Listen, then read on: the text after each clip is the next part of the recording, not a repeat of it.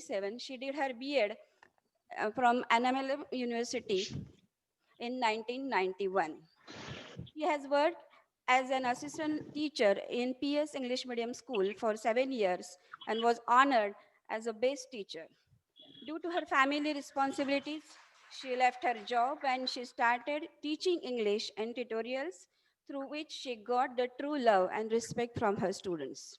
Music and classical dance, reading are her hobbies, and fitness and exercise is her passion. Last but not least, she is the better half of our well-known physician, Dr. Dilip Apte. I welcome her. I request Dr. Sachin to welcome her.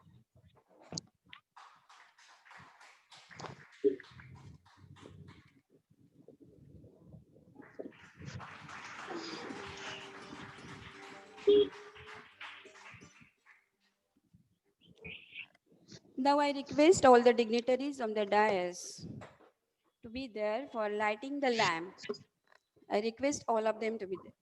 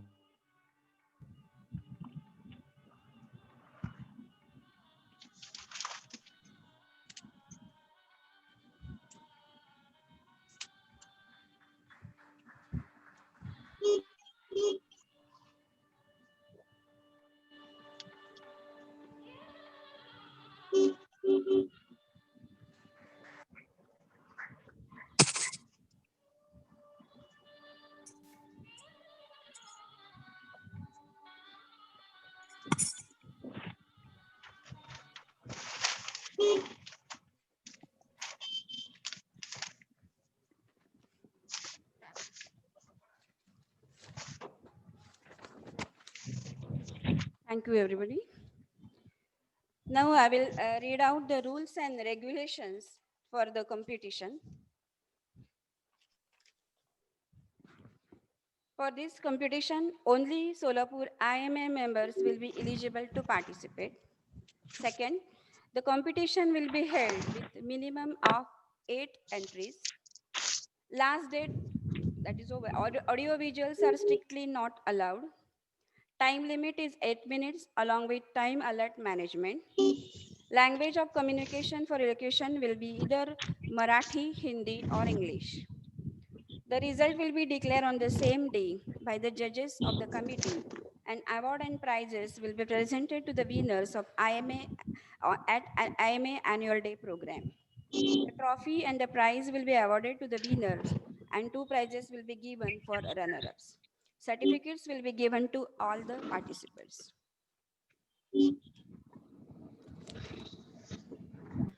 After this, we'll definitely start with the competition itself. I request all the judges and the dignitaries on the dais to be seated up, and then we'll start the competition.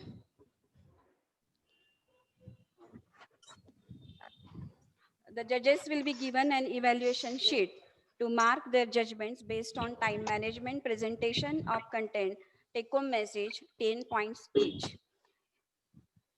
And after all the rights for the competition and the result will be reserved with the judges as well as Solapur IMA. Now I request the participants, yes, I will read out the participants today. Yes, please.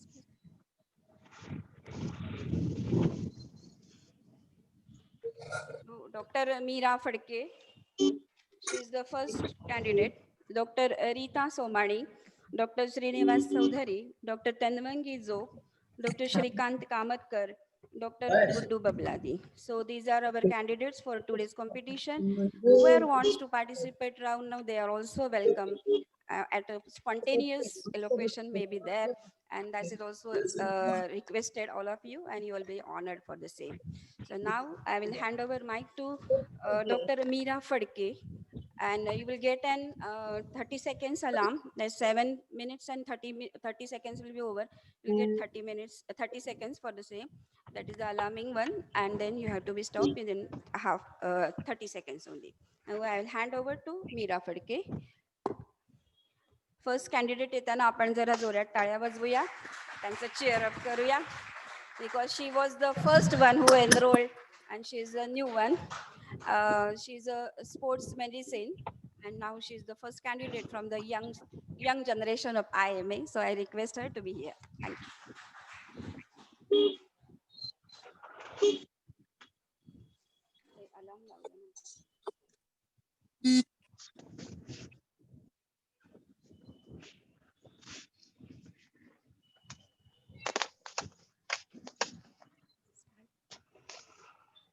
नमस्कार. सर्वप्रथम hello. सर्वप्रथम मी doctor Harish Raichur sir, president IMA Solapur आणि सर्व IMA members यांचे आभार मानते. आज त्यांच्यामुळे मला इथे बोलण्याची संधी उपलब्ध झाली. आज वक्तृत्व स्पर्धेसाठी म्हणून बोलायला मी इथं उभी असले तरी माझा सर्वात इथे येण्याचा उद्देश हा आपणा सर्वांशी संवाद साधणे हाच आहे. यामागचं कारण असं की माझा बोलण्याचा विषयच आहे व्हाय प्रॅक्टिस मायपॅथी. तर सुरुवात करताना सर्वप्रथम मी काय प्रॅक्टिस करते यापासून आपण सुरुवात करू व ती प्रॅक्टिस मी का करते, कशी करते, त्याचप्रमाणे ही आपल्या हेल्थकेअर सिस्टीमसाठी अनुरूप व सहाय्यकारी कशी असेल या प्रकारचे मुद्दे माझ्या बोलण्यामधून पुढे उलगडत जातील. तर मी जी प्रॅक्टिस करते त्याला मी वर्क एम्पॅथी असं संबोधते. तर वर्क एम्पॅथी हा कुठलाही डिक्शनरी शब्द नाहीये. वर्क एम्पॅथी हा शब्द वर्क आणि एम्पॅथी अशा दोन शब्दांपासून बनलेला आहे. आणि यातील वर्क याचा अर्थ हा केवळ काम किंवा ड्युटी असा शब्दशः न घेता तो मी doing what works and doing what is needed असा मला अभिप्रेत आहे. आणि second one is a empathy that is ability to understand and share the feeling of another that all we know. तर ही जी प्रॅक्टिस मी करते आहे त्याबद्दल अजून खोलात जाण्याआधी मी सर्वप्रथम माझी शैक्षणिक पार्श्वभूमी थोडीशी इथं सांगू इच्छिते. पुण्यातील BJ मेडिकल कॉलेज येथून माझं MBBS कंप्लीट झालं व त्यानंतर university of South Wales UK येथून मी पोस्ट ग्रॅज्युएट डिप्लोमा केला आहे एक्सरसाइज अँड स्पोर्ट्स मेडिसिनमध्ये. आणि थँक्यू. तर MBBS झाल्यानंतरच मी ठरवलं होतं की आपण काहीतरी वेगळी प्रॅक्टिस करायची आहे, नॉन मेडिसिन प्रॅक्टिस करायची आहे. आणि स्पोर्ट्स मेडिसिनचा अभ्यास करत असताना हा माझा निर्णय अधिकच ठळक झाला की खरंच आपण जो काही निर्णय घेतलाय तो योग्य आहे. There is no substitute for a conscious and responsible behavior. या उक्तीवर माझा ठाम विश्वास आहे, एक माझी ठाम धारणा आहे. नो डाऊट मेडिकल सायन्सचं नॉलेज घेत असताना अनेक या क्षेत्रातल्या अनेक थोर व्यक्तींशी माझा परिचय झाला. त्यांनी जे काही काम केलेलं आहे ते या समाजासाठी वरदानच आहे. परंतु एक गोष्ट मला अशी लक्षात आली की जे ऍक्टिव्ह पार्टिसिपेशन पेशंट कडून पण पाहिजे ते कुठेतरी लॅकिंग होताना दिसतंय. म्हणजे आता कोरोनाच्या काळात आपल्याला पण लक्षात आलं असेल की सगळे डॉक्टर त्यांची जबाबदारी व्यवस्थित पार पाडतायत, त्यांची ट्रीटमेंट आणि त्यांच्या सगळ्या गोष्टी व्यवस्थित आहेत. पण एवढंच पुरेसं नाहीये. समाजाकडून पण योग्य ती काळजी घेणं तितकंच गरजेचं आहे. या दोन्ही गोष्टी जेव्हा एकत्रित होतील त्याच वेळेस या करोनासारख्या गोष्टी मध्ये पण आपण मात करायला आपल्याला हेल्प होते. आणि ही गोष्ट फक्त करोनासाठी लागू नसून सर्वच डिसीजेस किंवा काही डिसीज नसला तरी सुद्धा लागू आहे. ती कशी, की आजकाल मला असं वाटतं की बरेच जणांचं असं असतं की मी माझी जबाबदारी घेतो, म्हणजे काय करतो की डॉक्टरांनी जे काही मेडिसिन्स प्रिस्क्राईब केलेले आहेत, गोळ्या औषधं सांगितली आहेत, ती वेळेवर मी घेतो. एवढीच काय ती जबाबदारी. पण असं होऊन चालत नाही. स्वतःला बरं करण्यासाठी स्वतःचं ऍक्टिव्ह पार्टिसिपेशन सुद्धा तितकंच महत्वाचं असतं. तर हाच जो मधला कनेक्टिंग लिंक आहे, म्हणजे मेडिसिन आणि पेशंटच्या एंडमध्ये, ज्यामध्ये आपल्याला ऍक्टिव्ह पार्टिसिपेशन मिळू शकतं. तर त्या लिंकवरच मी काम करते. बेसिकली मी एक्सरसाइज कन्सल्टेशन देते. म्हणजे माझ्याकडे ज्यावेळेस पेशंट येतात त्यावेळेस एक्सरसाइज कन्सल्टेशनमध्ये 2 भाग असतात. एक म्हणजे काउन्सिलिंग, ज्यामध्ये आपल्याला पेशंटची पूर्ण लाईफस्टाईल लक्षात घेता येते, आणि दुसरं आहे एक्सरसाइज प्रिस्क्रिप्शन. आता हे एक्सरसाइज प्रिस्क्रिप्शन सुद्धा American college of sports medicine यांच्या FITT गाईडलाईन्स नुसार आपण देतो. हे FITT म्हणजे काय, तर ज्याप्रमाणे एखादी मेडिसिन प्रिस्क्राईब केली जाते, एखादी गोळी आहे त्याचा डोस किती असला पाहिजे, ती दिवसातून किती वेळा घ्यायची किंवा अजून काय पथ्य आहेत, त्याचप्रमाणे एखादा एक्सरसाइज आहे त्याची फ्रिक्वेन्सी किती पाहिजे, आय फॉर इंटेन्सिटी त्याची किती असली पाहिजे एक्सरसाइजची, ती वाढवायची कमी करायची हे कसं केलं पाहिजे, टी फॉर टाइम म्हणजे तो व्यायाम किती वेळ केला पाहिजे त्याचा ड्युरे, आणि नेक्स्ट टी फॉर टाईप म्हणजे तो व्यायामाचा प्रकार कुठला आहे. या प्रकारे हे FITT frequency, intensity, time and type याप्रमाणे हे प्रॉपर प्रिस्क्रिप्शन दिलं जातं. आता हे करताना एम्पॅथी हा फॅक्टर मला फार उपयोगी येतो. म्हणजे पेशंटला जेव्हा आपण एम्पॅथॅटिक एक लिसनिंग इयर देतो त्यावेळेस त्यांच्याशी कनेक्ट होणं मला खूप इझी होतं. आणि हे चांगल्या प्रकारचं बॉन्डिंग झाल्यामुळे एखादा पेशंट भले त्यांनी आयुष्यात कधीही काही व्यायाम केलेला नसू दे, परंतु जे मी प्रिस्क्रिप्शन देते ते त्याच्यासाठी मला ओबिडियन्स खूप चांगला मिळतो. प्रामाणिकपणे तो पेशंट ते व्यायाम करून त्याचा फायदा त्याला नक्कीच होतो. सो मला असं वाटतं की active participation of patient in getting treated or getting cure it works miraculously, असं माझं तर ऑब्झर्वेशन आहे. सेकंड, नेक्स्ट जे आहे की व्हाय प्रॅक्टिस मायपॅथी. तर एक सिंपल गोष्ट मी सांगते. समजा आपल्या घरी एखादा टेबल आहे, त्या टेबलमध्ये स्क्रू फिट केलेला आहे आणि तो स्क्रू आपल्याला काढायचा आहे. आता तो स्क्रू काढण्यासाठी कुठलंही टूल दिलेलं नाहीये, तुम्हाला ते बेअर हँड्सनीच काढायचं आहे. आता ही प्रोसेस जी आहे नक्कीच आपण समहाऊ येणं केनं प्रकारेनं तो स्क्रू काढू नक्कीच शकू, परंतु ते काढताना आपल्या हाताला इजा होणार, आपल्याला खूप वेळ लागणार, ही गोष्ट फिक्स आहे, यामध्ये काही शंका नाही. तर मला असं वाटतं की माझी पॅथी ही त्या टूल सारखी असेल, म्हणजे स्क्रू ड्रायव्हर सारखी असेल, जी या एंटायर प्रोसेसला सुखकर आणि सोपी करेल, काही ठिकाणी जलद करेल, ज्यामध्ये पेशंटचा रिकव्हरी रेट वाढू शकेल, रिकव्हरी स्पीड वाढू शकेल.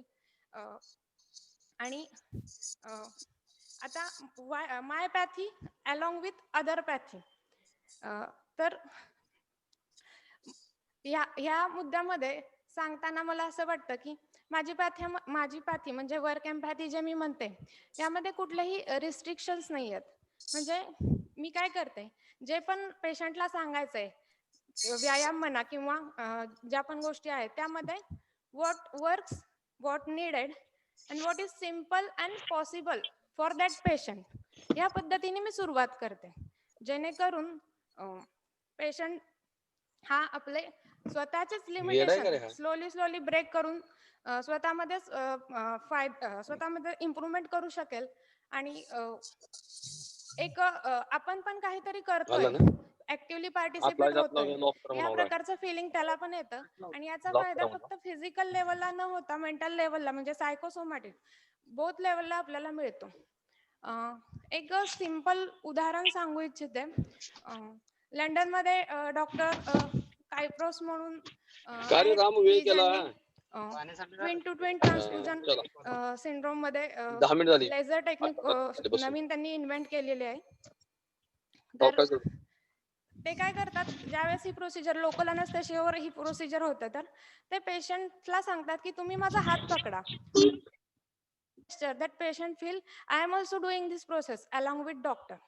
And last thing, आता एक सिंपल अनालॉजी सांगते जी माझी प्रॅक्टिस बाकीच्या प्रॅक्टिस सोबत कशी ब्लेंड होऊ शकते.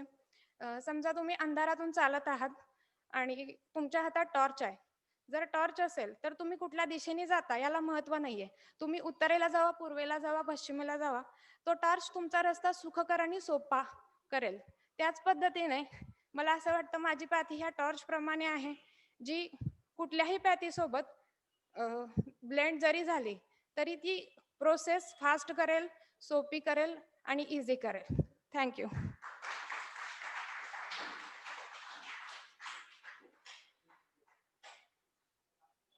Thank you, Dr. Meera.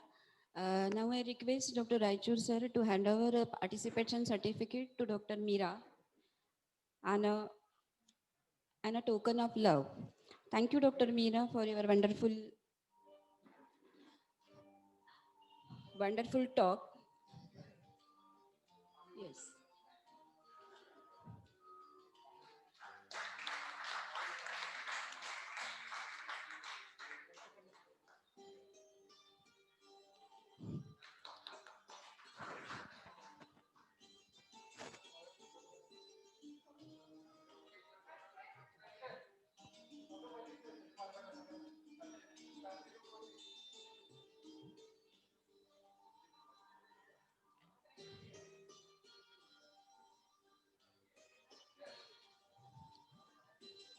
रविवारी सकाळी जेव्हा एखादी फिमेल कॅन्डिडेट पार्टिसिपेट करत असते त्यावेळेला निश्चितपणे तिच्या फॅमिलीचा त्याच्याबरोबर खूप मोठा सहभाग असतो. And because of that Sunday morning with family it's really a wonder. Now we'll move on to Dr. Rita Somani. She's our next candidate. Her subject is impact of COVID on our life cycle. Doctor Rita Somani या Raghavendra ट्रॉफीच्या participants आहेत. Years together she is a participant and a winner. So for that we are supposed to give her a big applause because she is the consistent candidate and this is what is we should appreciate you, Madam Lord. Thank you so much. हो.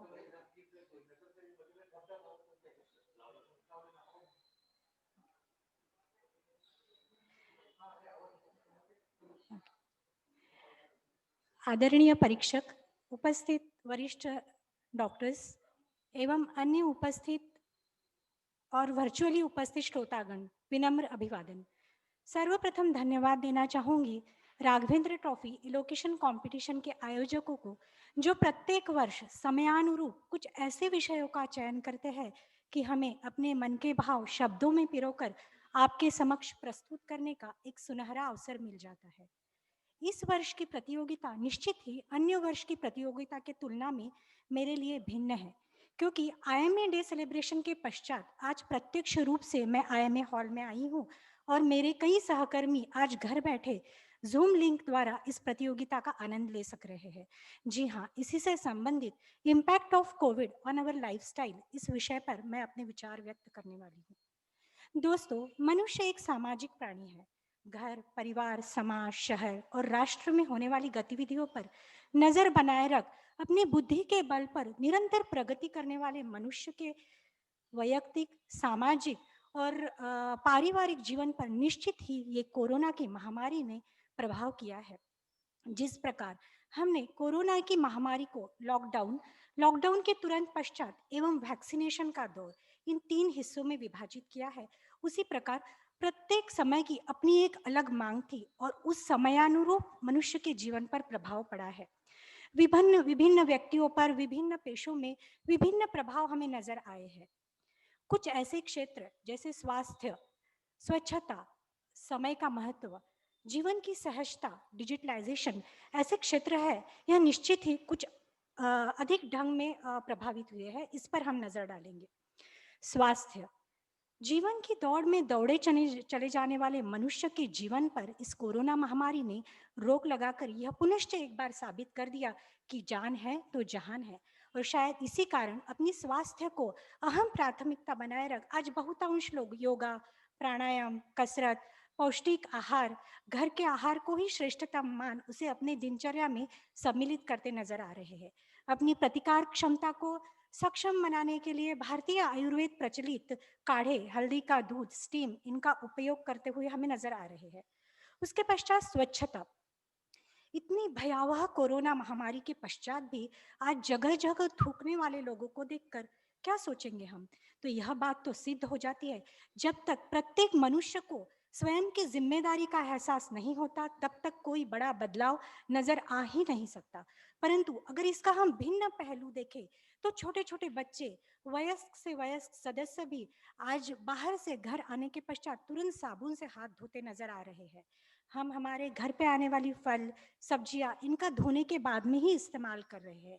तो दोस्तों, 130 करोड़ आबादी वाले हमारे देश में स्वच्छता का जो प्रसार एवं प्रभाव कोरोना महामारी के माध्यम से हुआ है, वह निश्चित ही प्रत्यक्ष या अप्रत्यक्ष रूप में हमें मददगार साबित होगा।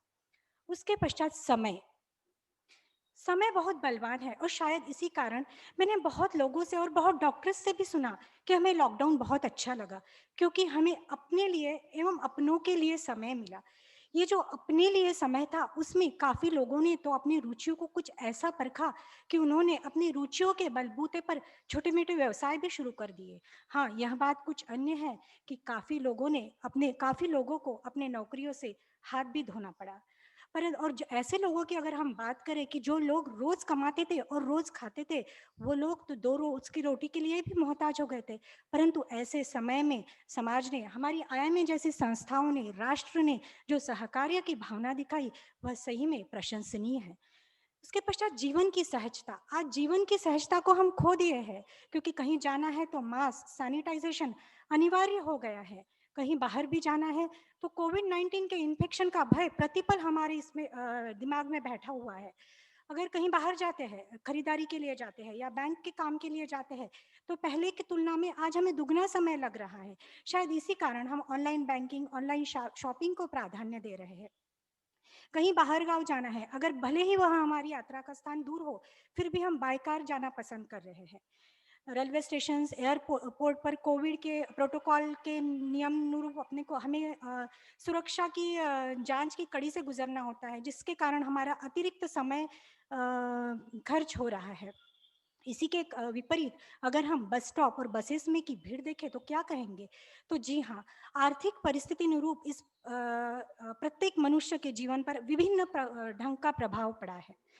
उसके बाद में डिजिटलाइजेशन, यह सही है कि अगर हमें सीखने की चाह है तो कोई उम्र हमें रोक नहीं सकती। शायद इसी के कारण ज्येष्ठ से ज्येष्ठ सदस्य आज जूम, गूगल लिंक द्वारा अपनी व्यवहारिकता को एवं अपनी सामाजिकता को बनाए रखे हैं। इसका अगर दूसरा पहलू हम देखें तो जिन बच्चों को हम मोबाइल देने के लिए कतराते थे, उन्हें ऑनलाइन में एजुकेशन के कारण नए नए मोबाइल खरीद कर दे रहे हैं। वर्क फ्रॉम होम प्रचलित हो गया है। आज कई आईटी कंपनीज तो वर्क फ्रॉम होम को ही कल्चर बनाना चाहती है क्योंकि उन्हें वही उत्पादकता या उससे ज़्यादा उत्पादकता कम खर्चे में मिल रही है। यह बात कुछ और है कि स्क्रीन टाइम बढ़ गया है और इसके दुष्परिणाम भी हमें नजर आ रहे हैं।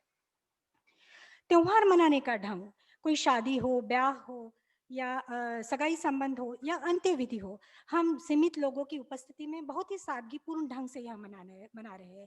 और इसके कारण अनचाहा खर्चा और जो दिखावा था वो अपने आप ही काबू में आ गया है।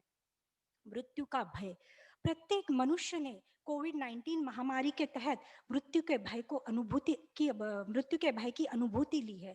और शायद इसी कारण कई लोग आज अध्यात्म और मेडिटेशन की ओर झुकाव देते नजर आ रहे हैं। जिन लोगों को सीवियर कोविड इन्फेक्शन हो चुका है, ऐसे लोगों की जीवन शैली पर क्या प्रभाव पड़ा, तो वो लोग आज भी सांस फूलना, पाल्पिटेशन, डिप्रेशन जैसी समस्याओं से ग्रस्त है।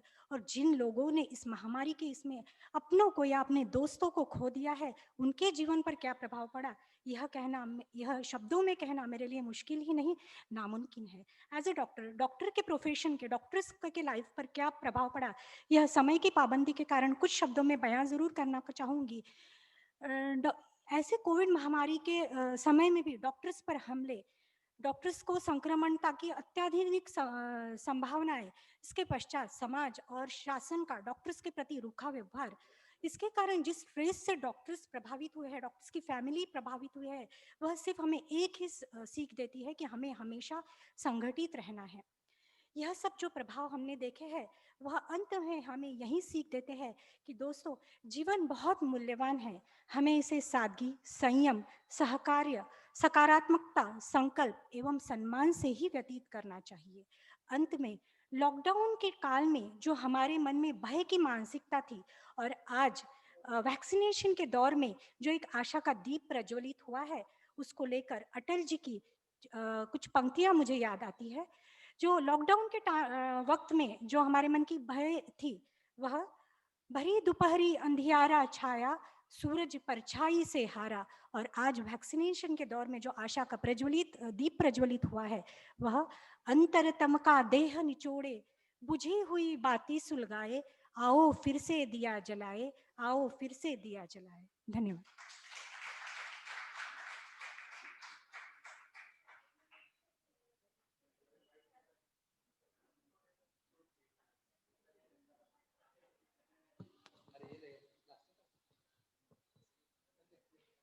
I asked Dr. Deshpande sir to felicitate the participant, Dr.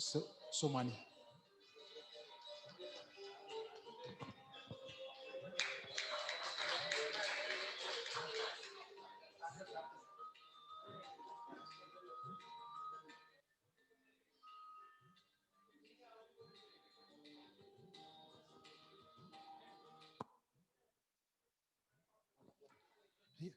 Yeah, Taklan. I asked Dr. Srinivas Chaudhary to come on the dais. He will speak on balancing professional life and social work.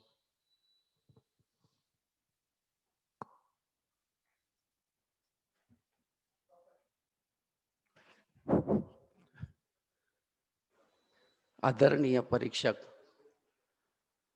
IMA members आणि माझे colleague, मी तुमच्या समोर आज balancing professional आणि social work या संबंध बोलणार आहे. कर्मण्येवादी कारस्ते मा फलेषु कदाचन. कर्म, थोडक्यात ह्या श्लोकाचा अर्थ असा आहे की कर्मावरती माझा अधिकार आहे आणि फळाकरता मी कर्म न करता, आणि कर्म करत असताना आसक्तीने कर्म करण्याची सुद्धा वृत्ती मला ठेवायची नाही. थोडं जर विचार केला तर तुमच्या लक्षात येईल की आम्ही सगळे डॉक्टर लोक ह्या प्रकारेच कर्म करतोय, सातत्याने आम्ही फळाची अपेक्षा न करता. समाजकार्य आणि प्रोफेशनल वर्क, खरं तर आम्हाला डॉक्टरांच्या ह्या एका नाण्याच्या दोन बाजू आहेत आमच्याकरता. आमच्याकडनं ते न कळत होतच असतं. आम्हाला ते बॅलन्स करण्याची गरजच नाही आहे या गोष्टी. एकीकडे प्रोफेशनल वर्क आहे, एकीकडे सामाजिक कार्य आहे. साधी परिभाषा मी माझ्या मनात केली की जेव्हा मी माझ्या कर्माचं मानधन पेशंटकडे घेतो तेव्हा मी प्रोफेशनल असतो, आणि जेव्हा त्यांना मी समुपदेशन करून चांगल्या जगण्याचं जेव्हा मी समजावते तेव्हा मी सोशल वर्क करत असतो. आपल्या प्रोफेशनला नोबल प्रोफेशन म्हटलेलं आहे. का? तर ज्या भावनेनं, ज्या विचाराने आम्ही पेशंटला ट्रीटमेंट देतो, ज्या प्रकारे आम्ही अहोरात्र कष्ट करून पेशंटला त्याच्या व्याधीतनं बाहेर काढून चांगलं जगण्याकरता मदत करतो, किंवा एका जबाबदार व्यक्तीला ज्याच्यावरती घर अवलंबून आहे त्या व्यक्तीला आम्ही बाहेर काढून पुन्हा त्या फॅमिलीला देतो, तेव्हा आम्ही एक फार वेगळंच कार्य करत असतो. आमच्यामध्ये न कळत प्रत्येक व्यक्ती परमेश्वराच्या अंशाची कल्पना करायला लागतो. आणि त्यामुळे एखादी व्यक्ती जेव्हा आपल्याकडे असते आणि जेव्हा ती बरी होऊन घरी जाते, तेव्हा ती नकळत आपल्यासमोर नतमस्तक होऊन जात असते. ती वयाचं तिला भान राहत नाही. तो म्हातारा जरी असला तरी तुमचा आभार प्रकट करून जातो. त्यामुळे समाजामध्ये आपली एक इमेज आहे, आपलं एक स्वरूप लोकांच्या नजरेमध्ये बसलेलं आहे. नाण्याच्या ह्या दोन बाजू आता थोड्या विभक्त व्हायला लागलेल्या आहेत. ज्या एक रूपाने चालत होत्या त्या वेगळ्या आहे. सामाजिक कार्य आणि प्रोफेशनल वर्क हे दोन वेगळे होऊ पाहत आहे. औद्योगिकरण, इलेक्ट्रॉनिक मीडियामुळे जग एकत्र आलेलं आहे. आमच्या विचारामध्ये बदल घडत चाललेला आहे. अर्धाकरण फार श्रेष्ठ होत चाललेलं आहे. त्यामुळे एक प्रकारची भीती वाटायला लागली आहे मनामध्ये की हे समीकरण कुठेतरी बदलत चाललेलं आहे का आपल्या समाजातलं. लोकांच्या मनामध्ये असलेलं डॉक्टरांचं चित्र बदलतंय का सध्याच्या वागण्यामुळे? ही भीती मनामध्ये कुठेतरी वाटायला लागलेली आहे. आणि डॉक्टरांच्या विषयी जो असलेला समाजातला आदर कुठेतरी कमी होत चाललेला आहे का? आत्मपरीक्षण करण्याची वेळ आलेली आहे. आज वयाच्या 70कडे जात असताना जेव्हा 40 वर्षापूर्वी मी सोलापूरमध्ये आलो, माझ्यासमोर सोलापुरातली थोर म्हणजे अजून सुद्धा मला आठवतं. त्यांची जी इमेज आहे ती आज इमेज आमची का नाही असा प्रश्न मनामध्ये यायला लागतो. गोडबोले घ्या, प्रधान सर घ्या, व्ही कुलकर्णी घ्या, तोष्णीवालजी, डॉक्टर कानेटकर, जे आता आपल्यामध्ये आहेत. जेव्हा ह्यांच्याकडे बघायला लागतो तेव्हा पेशंटच्या मनामध्ये ह्यांच्याबद्दल असलेली ही आस्था आज का बरं दिसत नाही असे अनेक प्रश्न मनामध्ये यायला लागतात. कुठेतरी आमचं चुकतंय का? हो, चुकतंय असं मला वाटायला लागतं. आज मेडिकल प्रोफेशनकडे बघण्याचा दृष्टिकोन टोटल बदललेला आहे ह्या ठिकाणी. मेडिकल प्रोफेशन ह्या माध्यमातून मी प्रचंड पैसा कमवू शकतो संकल्पना लहान मुलांच्या मनामध्ये घरातूनच जोपासली चाललेली आहे. तर जर तुम्ही कोणाला जरी विचारलं की तुला काय व्हायचं रे, मला डॉक्टर व्हायचं असतो, लगेच बोलायला लागतो आपल्याकडे येऊन ती व्यक्ती. का? कारण पापा सुद्धा म्हणतात की बघ समोरच्याचा पोरगा छान डॉक्टर झालाय, बघ त्यांनी 6 वर्षात कसं स्वतःची प्रगती केली, तुलाही करायची. ह्याच्यासारखं माध्यम नाहीये. आणि ते तुम्हाला कोविडनी सुद्धा शिकवलंय. आज घरोघरी दवाखाने आणि औषधाची दुकाने निघालेली आहेत, हे आपण सुद्धा पाहतोच आहोत. म्हणजे कुठेतरी आमच्या वागण्यामुळं आमच्या ज्या स्वरूपाला कुठेतरी धक्का बसतो असं मला वाटायला लागलेलं आहे. जागे होण्याची वेळ आलेली आहे सध्या. जर जागा नाही झालं तर फार अवघडच होणार आहे. आपल्यातल्या प्रत्येक डिसिप्लिनकडनं काम होत आहे. पण मला वाटतं की ज्या शास्त्राचा मी अभ्यास केलाय मानसशास्त्राचा, त्या आज गेले 40 वर्ष मी ते प्रॅक्टिस करतोय. मानसशास्त्र एकच असं शास्त्र आहे की ज्याच्यामध्ये समाजकार्य प्रचंड प्रमाणामध्ये करावं लागतंय. आज हजारो वर्षापासून मानसशास्त्रातल्या रोगांना एक सोशल स्टिग्मा अटॅच झालेला आहे. हा स्टिग्मा पुसणं इतकं सोपं नाही. आम्ही अत्यंत प्रयत्न करतो, पण तो स्टिग्मा आहेच. बदललेल्या परिस्थितीमध्ये उपलब्ध असलेल्या इन्व्हेस्टिगेटिव्ह मोडॅलिटीजमध्ये आज आम्हाला मेंदूचं कार्य, मेंदूचे न्यूरॉन, मेंदूच्या वेगळ्या भागांचा अभ्यास फार चांगला झालाय. आणि आम्ही लोकांना समजावून सांगतो की हे आजार मेंदूचेच आजार आहेत, हे मनाचे आजार नाही आहेत. पण परंपरागत चालत आलेल्या ह्या विचारांचा अजून सुद्धा इतका प्रचंड पगडा समाजामध्ये आहे. तो काढत असताना आम्हाला सोशल काम करावं लागतं प्रचंड प्रमाणामध्ये. गाव तिथे मानसिक रोग तज्ञ ही सुद्धा आमचे IPS डिव्हिजन सांभाळत आहे ह्या ठिकाणी. तुम्हाला माहिती आहे मानस आजार हा 4 पातळीवरती बघतो. अनुवंशिकता, त्या व्यक्तीचं रचना, मानसिक, घरातलं वातावरण आणि समाज ह्याचे आउटपुट म्हणजे मानसिक आजार आहेत. त्यामुळे ह्या आजारांना हाताळताना आम्हाला 4ही पातळीवरती काम करावं लागतं ह्या ठिकाणी. आणि बदललेल्या ह्या काळामध्ये हा जो आमचा सोशल वर्क आहे ना, हा पेड सोशल सुरू झालेला आहे आता. पूर्वीसारखं सोशल काम राहिलेलं नाही आहे ह्या ठिकाणी. पण मी तुम्हाला अभिमानाने सांगतो की आज आमची मंडळी जी कार्य करतायत ती ह्या काउन्सिलिंगचे 80% लोक कोणी चार्जेस घेत नाही आहे. कारण एक व्यक्ती जेव्हा मानसिक पेशंट म्हणते तेव्हा अख्खं घर उद्ध्वस्त व्हायला लागतं. घरची बेचैन, त्यात जर तरुण मुलगा असेल किंवा कमावती व्यक्ती असेल तर घर अक्षरशः उद्ध्वस्त व्हायला लागतं. अशा व्यक्तीला परत समाजामध्ये प्रस्थापित करून जगण्याची उमेद निर्माण करण्याची क्षमता आज आमच्यामध्ये निर्माण झाली. म्हणून आम्ही अभिमानाने सांगतो की mental illness are treatable, controllable. आपण रिलॅक्स त्यांचे अडवू शकतो. हा जो बॅलन्सिंगचा प्रकार आहे अत्यंत महत्वाचा आहे तुम्हाला सांगतो मी. आणि ज्याच्या घरामध्ये अशी व्यक्ती असेल त्या व्यक्तीच्या वेदना तुम्ही कल्पना करू शकणार नाही, इतक्या प्रचंड वेदना आहे. अनेक पेशंटचे उदाहरण मी तुम्हाला देऊ शकतो. नकळत मी त्यांना कधी बोलत असतो की बाबा रे आता 70ला चाललंय बहुतेक. नाही नाही सर, तुम्ही थांबवायचं नाही हा. अरे काय सांगता येईल मला, काय नाही नाही नाही तुम्ही आमच्या आधी सुद्धा मरायचं नाही हा सर, तुम्हाला सांगून ठेवतो ना, आम्हाला कोण सांभाळणार आहे. कुठल्याही पॅथीमध्ये इतक्या उत्कटेने पेशंट तुमच्याशी संवाद साधत नाही. मग हे सोशल आणि फंक्शनल आमचं इम्बॅलन्स का होतंय? कुठं आमचं चुकतंय का? आम्ही व्हॅल्युएशन करायला पाहिजे का नाही? या ठिकाणी असे मनामध्ये अनेक विचार लागतात. काय डॉक्टरांना का भस्म्या रोग झालाय का पैसे कमवण्याचा? हा, आज ज्या प्रकारे आमच्यावरती कॉमेंट समाजामध्ये केले जातात ते आत्मपरीक्षण करण्याकरता आम्हाला प्रवृत्त करतायत. आम्हाला करायलाच पाहिजे. कुठेतरी आमचं चुकतंय का याची जाणीव आम्हाला ठेवणं अत्यंत गरजेचं आहे.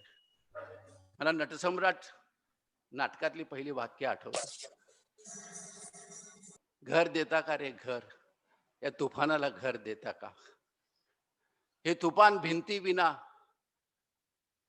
हे वृतान समाजाच्या मायेविना, देवाच्या दयाविना दराखोऱ्यातून फिरत आहे. ह्या तुफानाला कोणी घर देत आहे का? हा विचार माझ्या मनात का आला, तर अशी परिस्थिती एखादा सामान्य व्यक्ती उभारून म्हणेल चौकामध्ये, कारण आज तुम्हाला माहिती आहे की ज्याची ऐपत आहे त्याला प्रॉब्लेम नाही हो, पण सामान्य माणसाला आज मेडिकल प्रोफेशनची ट्रीटमेंट सांभाळणं अत्यंत अवघड होत चाललेलं आहे. ही सत्यता आहे, तुम्हाला सांगतो मी.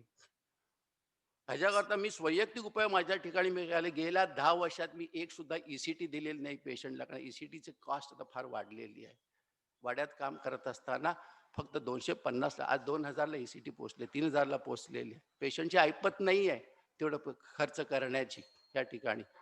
IV आम्ही हार्डली 300-350 रुपयाला आमचे पैसे करून आम्ही IV लावून पेशंटला घरी पाडतो. ऍडमिशन मी करायचं बंद करून टाकलेलं, कारण त्याला झेपत नाहीये. सोशली आम्हाला अवेअर व्हावं लागेल. म्हणून मला असं वाटतं कधी की सामान्य माणूस उठेल आणि म्हणेल की ओ मला डॉक्टर देता का हो डॉक्टर, की ज्याच्यामध्ये माणुसकी जिवंत असेल, जो माझ्या दुःखाला समजून मला दुःखातनं मुक्त करण्याला मदत करेल आणि चांगली जगायला मदत करेल. मला डॉक्टर देता का हो डॉक्टर, असे विचारेल. Thank you.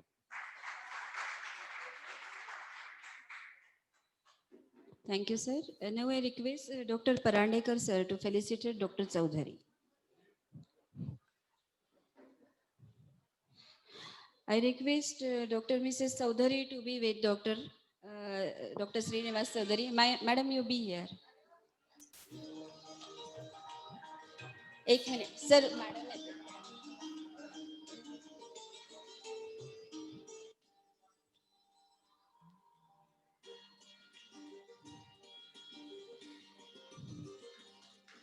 thank you so much.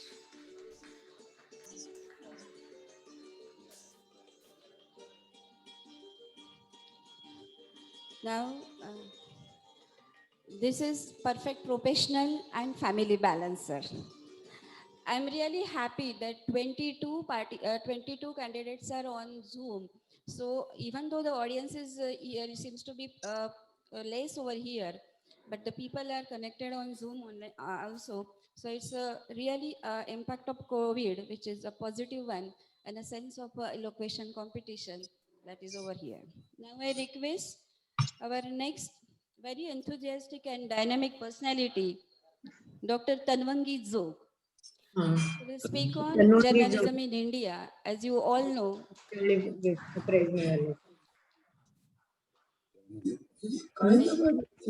request her to proceed. Good morning, honorable judges and esteemed colleagues. In 2020, we celebrated the centenary of the beginning of the first formal course of journalism in India, which was started by Dr. Annie Besant at Madras under the aegis of the Theosophical Society.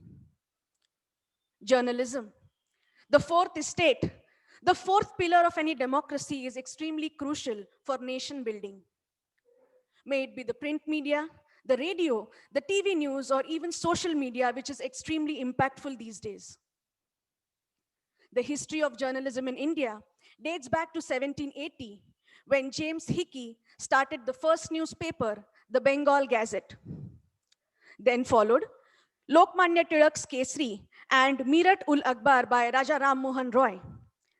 Newspapers and radio channels were instrumental in motivating people during our freedom struggle. Everyone knows Edward Lytton's famous quote, "The pen is mightier than the sword." And indeed it is, because even today, the print media remains the most extensively used tool for journalism in India. As of today, India is the second largest market for newspapers in the world, having more than 1 lakh registered newspaper publications, 240 million circulations, and a staggering 1,300 million readers. Dedicated investigative journalism has benefited Indian society in many ways. Yesteryear journalists like Ramnath Goenka and Arun Shourie have changed the face of Indian journalism. Even today, Sudhir Chaudhary of Zee News, Shweta Singh, the sports journalist, face of Aaj Tak, and Padma Bhushan Rajat Sharma of India TV are extremely respected. Barkha Dutt, who was awarded Padma Shri for her frontline Kargil war reporting, has proven how war journalism is emerging as a specialty. Dedicated investigative journalism has benefited Indian society in many ways. Take the Beaufort scam exposure by the Hindu, the defense deal by the Tehelka, the human trafficking racket, and the cement scam by the Indian Express. Though the impact of positive journalism on Indian society is immense and cannot be ignored, at the same time, the irresponsibility and insensitivity of the media has also cost the country heavily on many occasions. During the Kandahar plane hijack, the merciless pressurizing and constant negative journalism were instrumental in forcing the then ruling government to release 3 dangerous terrorists from Indian jail. One of them was Masood Azhar, who later masterminded the parliament attack.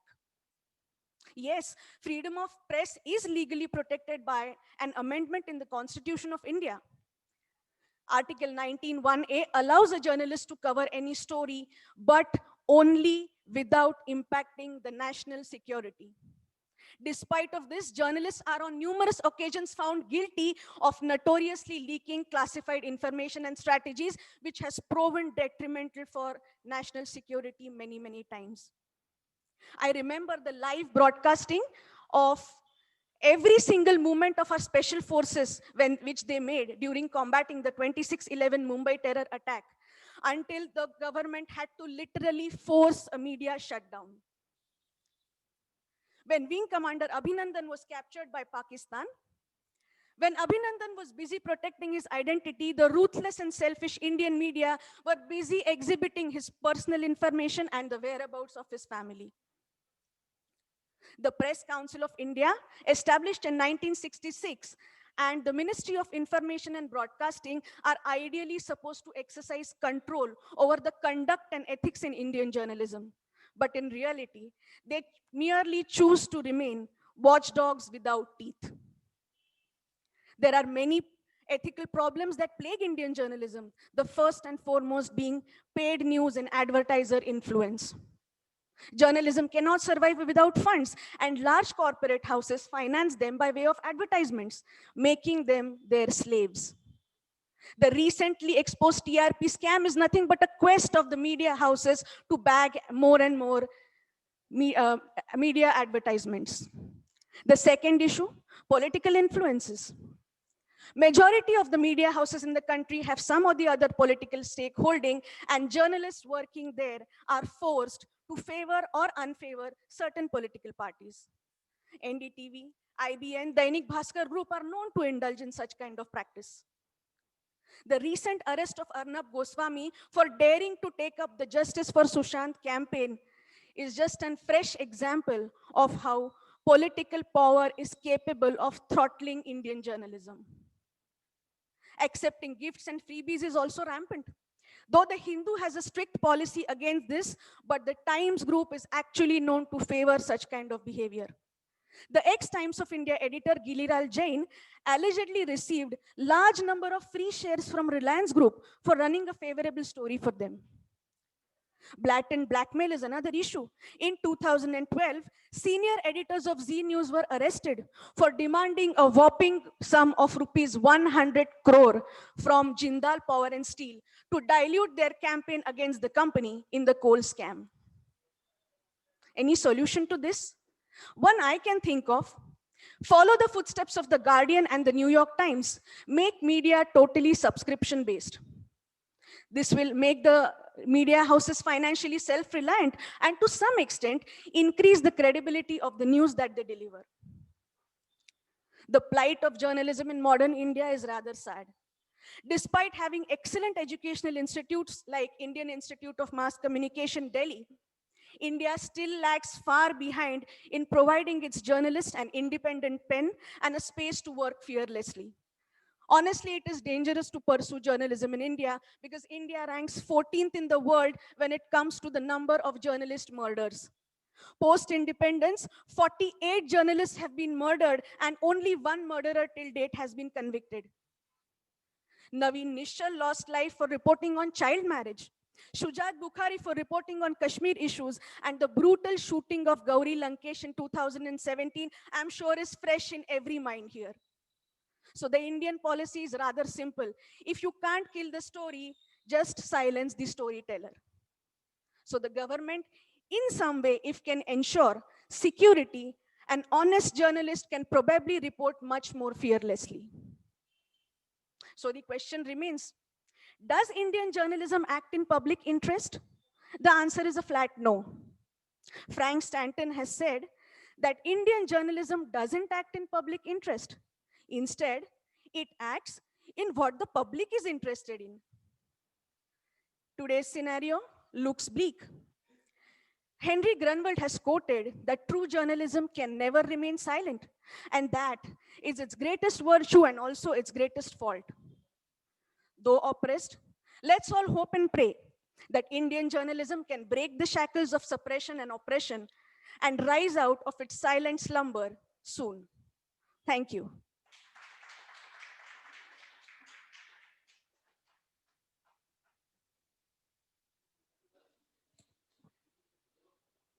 I request Dr. Raichur sir, along with Madam Rohini Deshpande Madam, to felicitate Dr. Tanvangi Jog.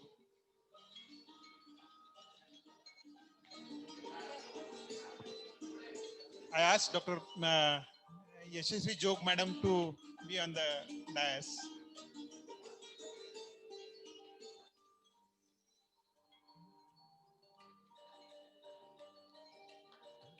Thank you.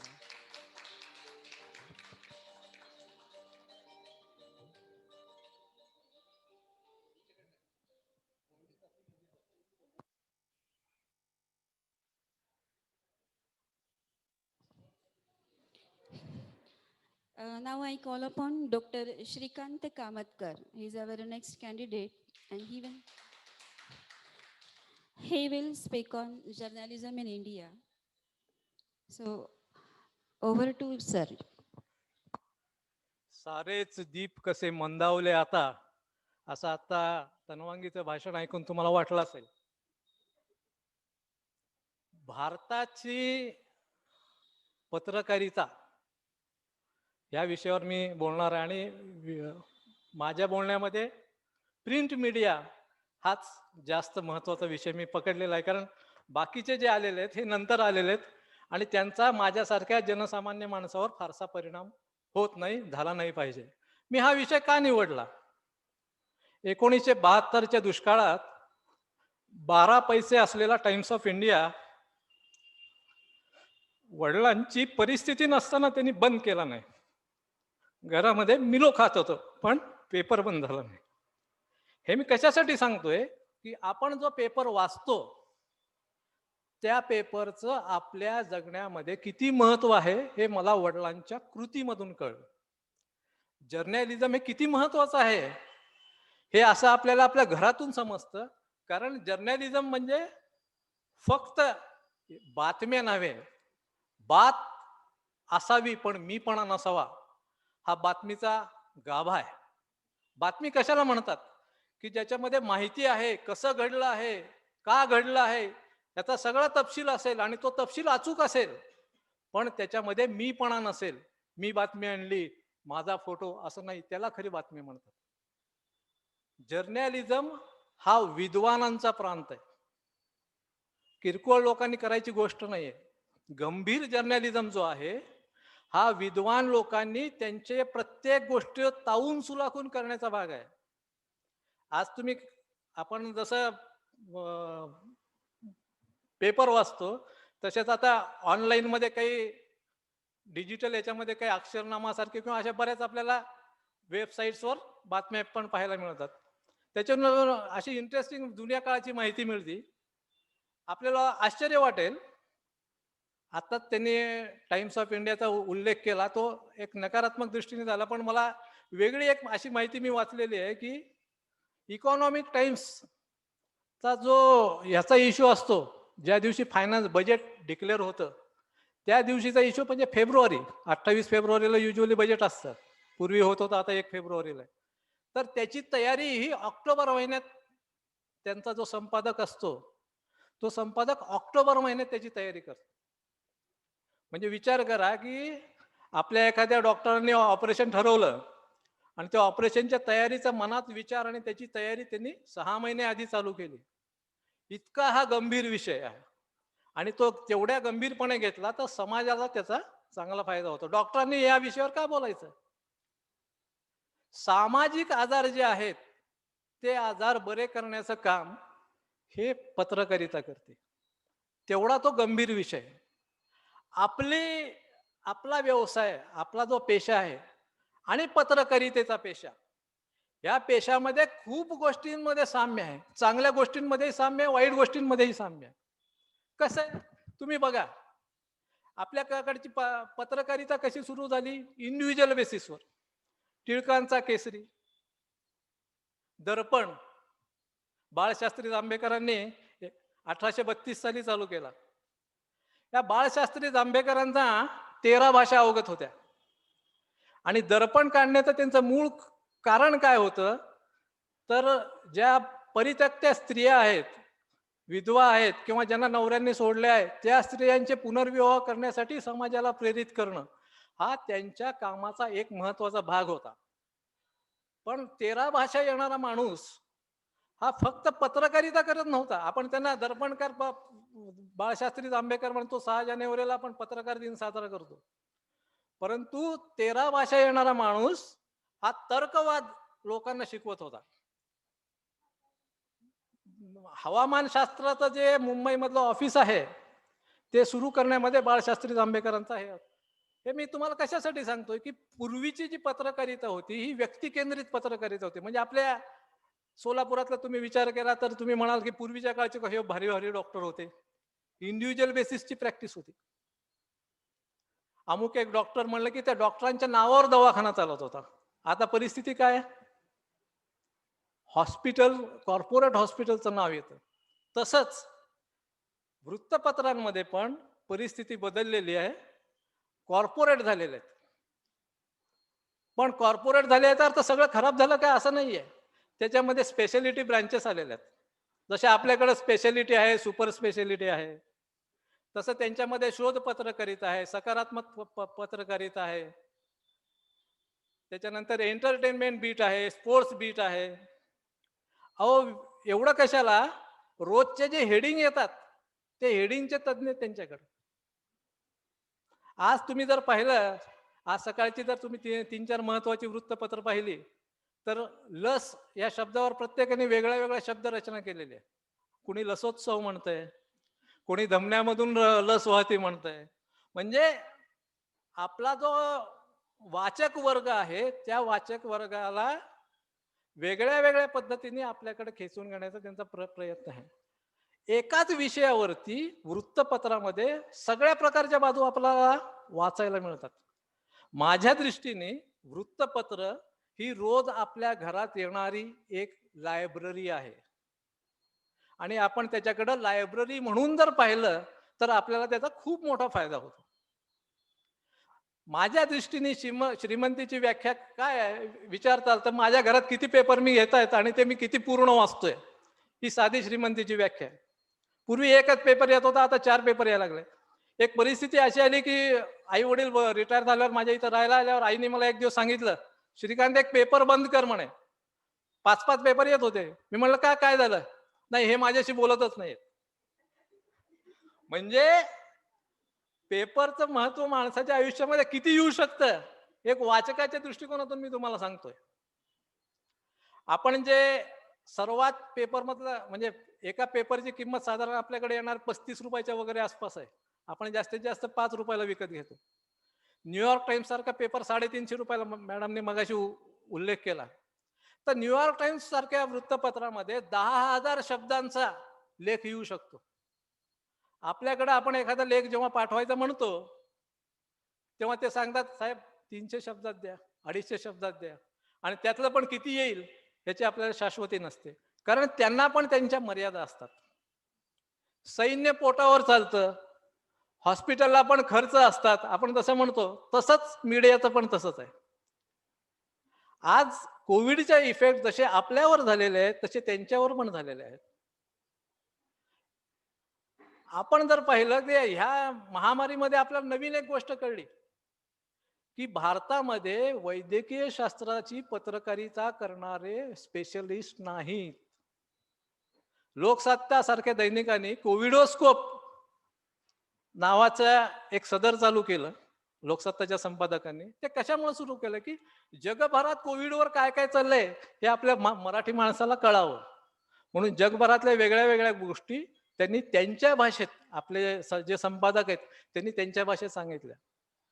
पूर्वी जो संपादक असायचा त्याची एवढी ताकद होती की एक काळ असा होता की दिलीप पाडगावकर हे जे टाइम्स ऑफ इंडियाचे संपादक आहेत ते गमतीने एकदा असं म्हटले की भारताच्या पंतप्रधानानंतर पॉवरफुल खुर्ची माझी आहे.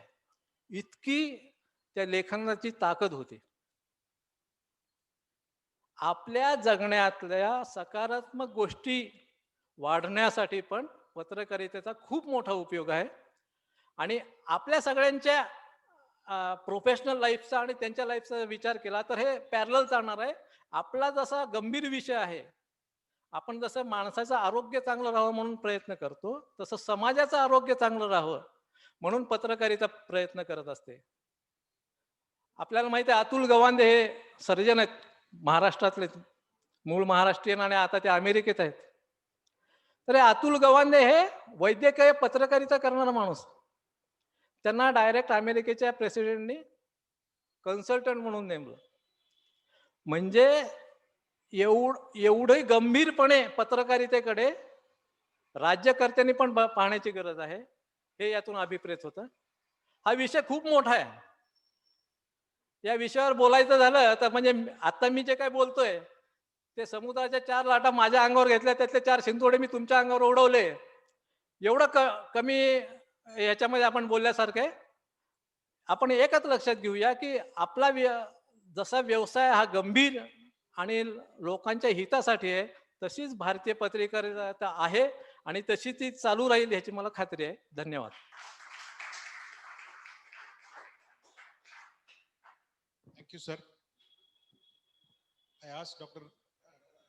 Harish Raichur sir and Dr. Vaishali to felicitate Dr. Kamatkar sir.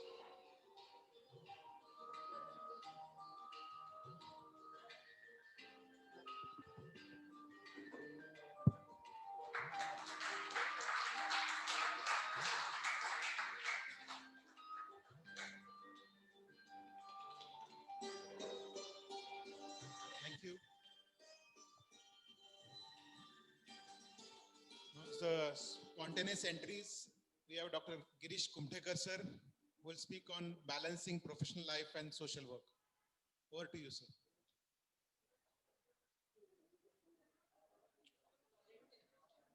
Spontaneous.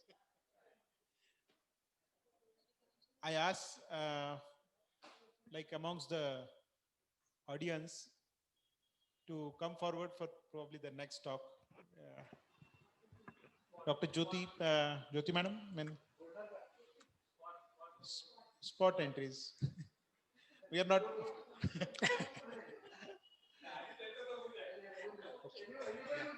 Over to Dr. Kumthekar sir. Thank you.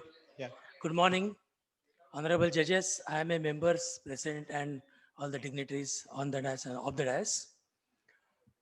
मी बोलणार आहे प्रोफेशनल वर्क आणि सोशल सर्व्हिस बॅलन्सिंग ऍक्ट. मराठीतच बोलणार आहे. आपण या दोन्हीचे पहिल्यांदा डेफिनेशन बघूया. प्रोफेशनल वर्क म्हणजे काय आणि सोशल सर्व्हिस म्हणजे काय. प्रोफेशनल वर्क म्हणजे तुम्ही जे काम करणार आहात, तुमच्या शिक्षणाच्यावर आधारित जे काम तुम्ही उर्वरित आयुष्यात करणार आहात, दॅट इज प्रोफेशनल वर्क. ना प्रोफेशनचं खूप आहेत त्याच्यामध्ये. वकिली आहे, आर्किटेक्ट आहे, डॉक्टर आहे. आपण IMA मेंबर आहेत. मी फक्त डॉक्टरी प्रोफेशन बद्दलच त्याच्यापुरतं मर्यादितच बोलेन. आणि प्रोफेशनल वर्क कल्चर काय आहे त्याच्याबद्दल 2 शब्द. त्याच्यात मी पुन्हा 2 भाग केलेले आहेत. एक प्रोफेशनल वर्क म्हणजे पैशासाठी मी काम करतो, पैशासाठी मी प्रोफेशनल काम करतो, आणि प्रोफेशनल काम करून मी पैसा मिळवतो. ह्या 2 मी डेफिनेशन नेहमी मानतो. ह्यात फार मोठा फरक आहे. त्यातली आपण पहिली डेफिनेशन बघूया की मी पैशासाठी मी काम करतो म्हणजे यू आर एनकॅशिंग. तुम्ही तुमच्या प्रोफेशनल ज्ञानाचा, प्रोफेशनल कामाचा तुम्ही पैसा मिळवण्यासाठी तुम्ही काम करताय. आणि मित्रांनो, ह्याच्यामध्ये सर्व एथिक्स, मॉरल्स हे बहुतेक वेळा गुंडाळले जातात. आजच्या परिस्थितीत मला ह्याच्यावर जास्त कॉमेंट करायची नाही, कारण कदाचित भावना दुखावल्या जातील. पण मी दुसरा आस्पेक्ट जास्त उलगडून सांगणार आहे, की मी काम करतो म्हणून मला पैसे मिळतात. आणि हा काम करतो म्हणून पैसे मिळतात मध्ये याच्यात तुम्ही एक स्वतःच्या मर्यादा आखून घेतलेल्या असतात, की मी काय काम करणार आहे, त्यातनं मला किती पैसा मिळणार आहे, ही दुय्यम राहते. पैसा मिळण्यासाठी काम करण्याचं लक्ष एक असतं, मला माझ्या मुलांसाठी कमवलं पाहिजे, माझ्या पुढच्या 7 पिढ्यांसाठी कमवलं पाहिजे. मग ते प्रोफेशन कुठलंही असो, तो पुढच्या 7 पिढ्यांची प्रोव्हिजन करायचा प्रयत्न करतो असतो आणि त्याच्यामध्ये सगळं कॉम्प्लेक्शन, सगळं कॉन्टेक्स्ट बदलून जातात. पण जेव्हा मी प्रोफेशनल काम करतो म्हणून मला पैसा मिळतो, तेव्हा सगळ्या मॉरल ऑब्लिगेशन्स, सगळी मॉरल जबाबदारी, एथिक्स हे तुमच्याकडनं आपोआप पाळले जातात. मग मी या डेफिनेशनमध्ये का दोन्ही एकत्र आणण्याचा प्रयत्न करतोय, की समाजसेवा म्हणजे काय? आता याच्या दुसऱ्या डेफिनेशनकडे आपण जाऊया, दोन्हीचं आपण सांगड कशी घालायची याचा प्रयत्न करूया. शेवटी समाजसेवा म्हणजे काय? तुम्ही समाजासाठी काम करता. आता असं म्हटलं जाते की वैद्यकीय सेवेसाठी सरकार एवढं खर्च करतं. आता तुम्हाला स्पष्ट सांगायचं म्हणजे माझं पूर्ण वैद्यकीय शिक्षण माझं 5,000 रुपयात झालं. एका टर्मची फी 180 रुपये, दुसऱ्या टर्मची 240 रुपये, 25 रुपये सिक्युरिटी डिपॉझिट आणि 4.5 वर्षाची फी मिळून मला 5,000 रुपये सुद्धा खर्च आला नाही. सरकारने माझ्याकडे काय खर्च माझ्यासाठी खर्च केला नाही केला हा वादाचा विषय आहे.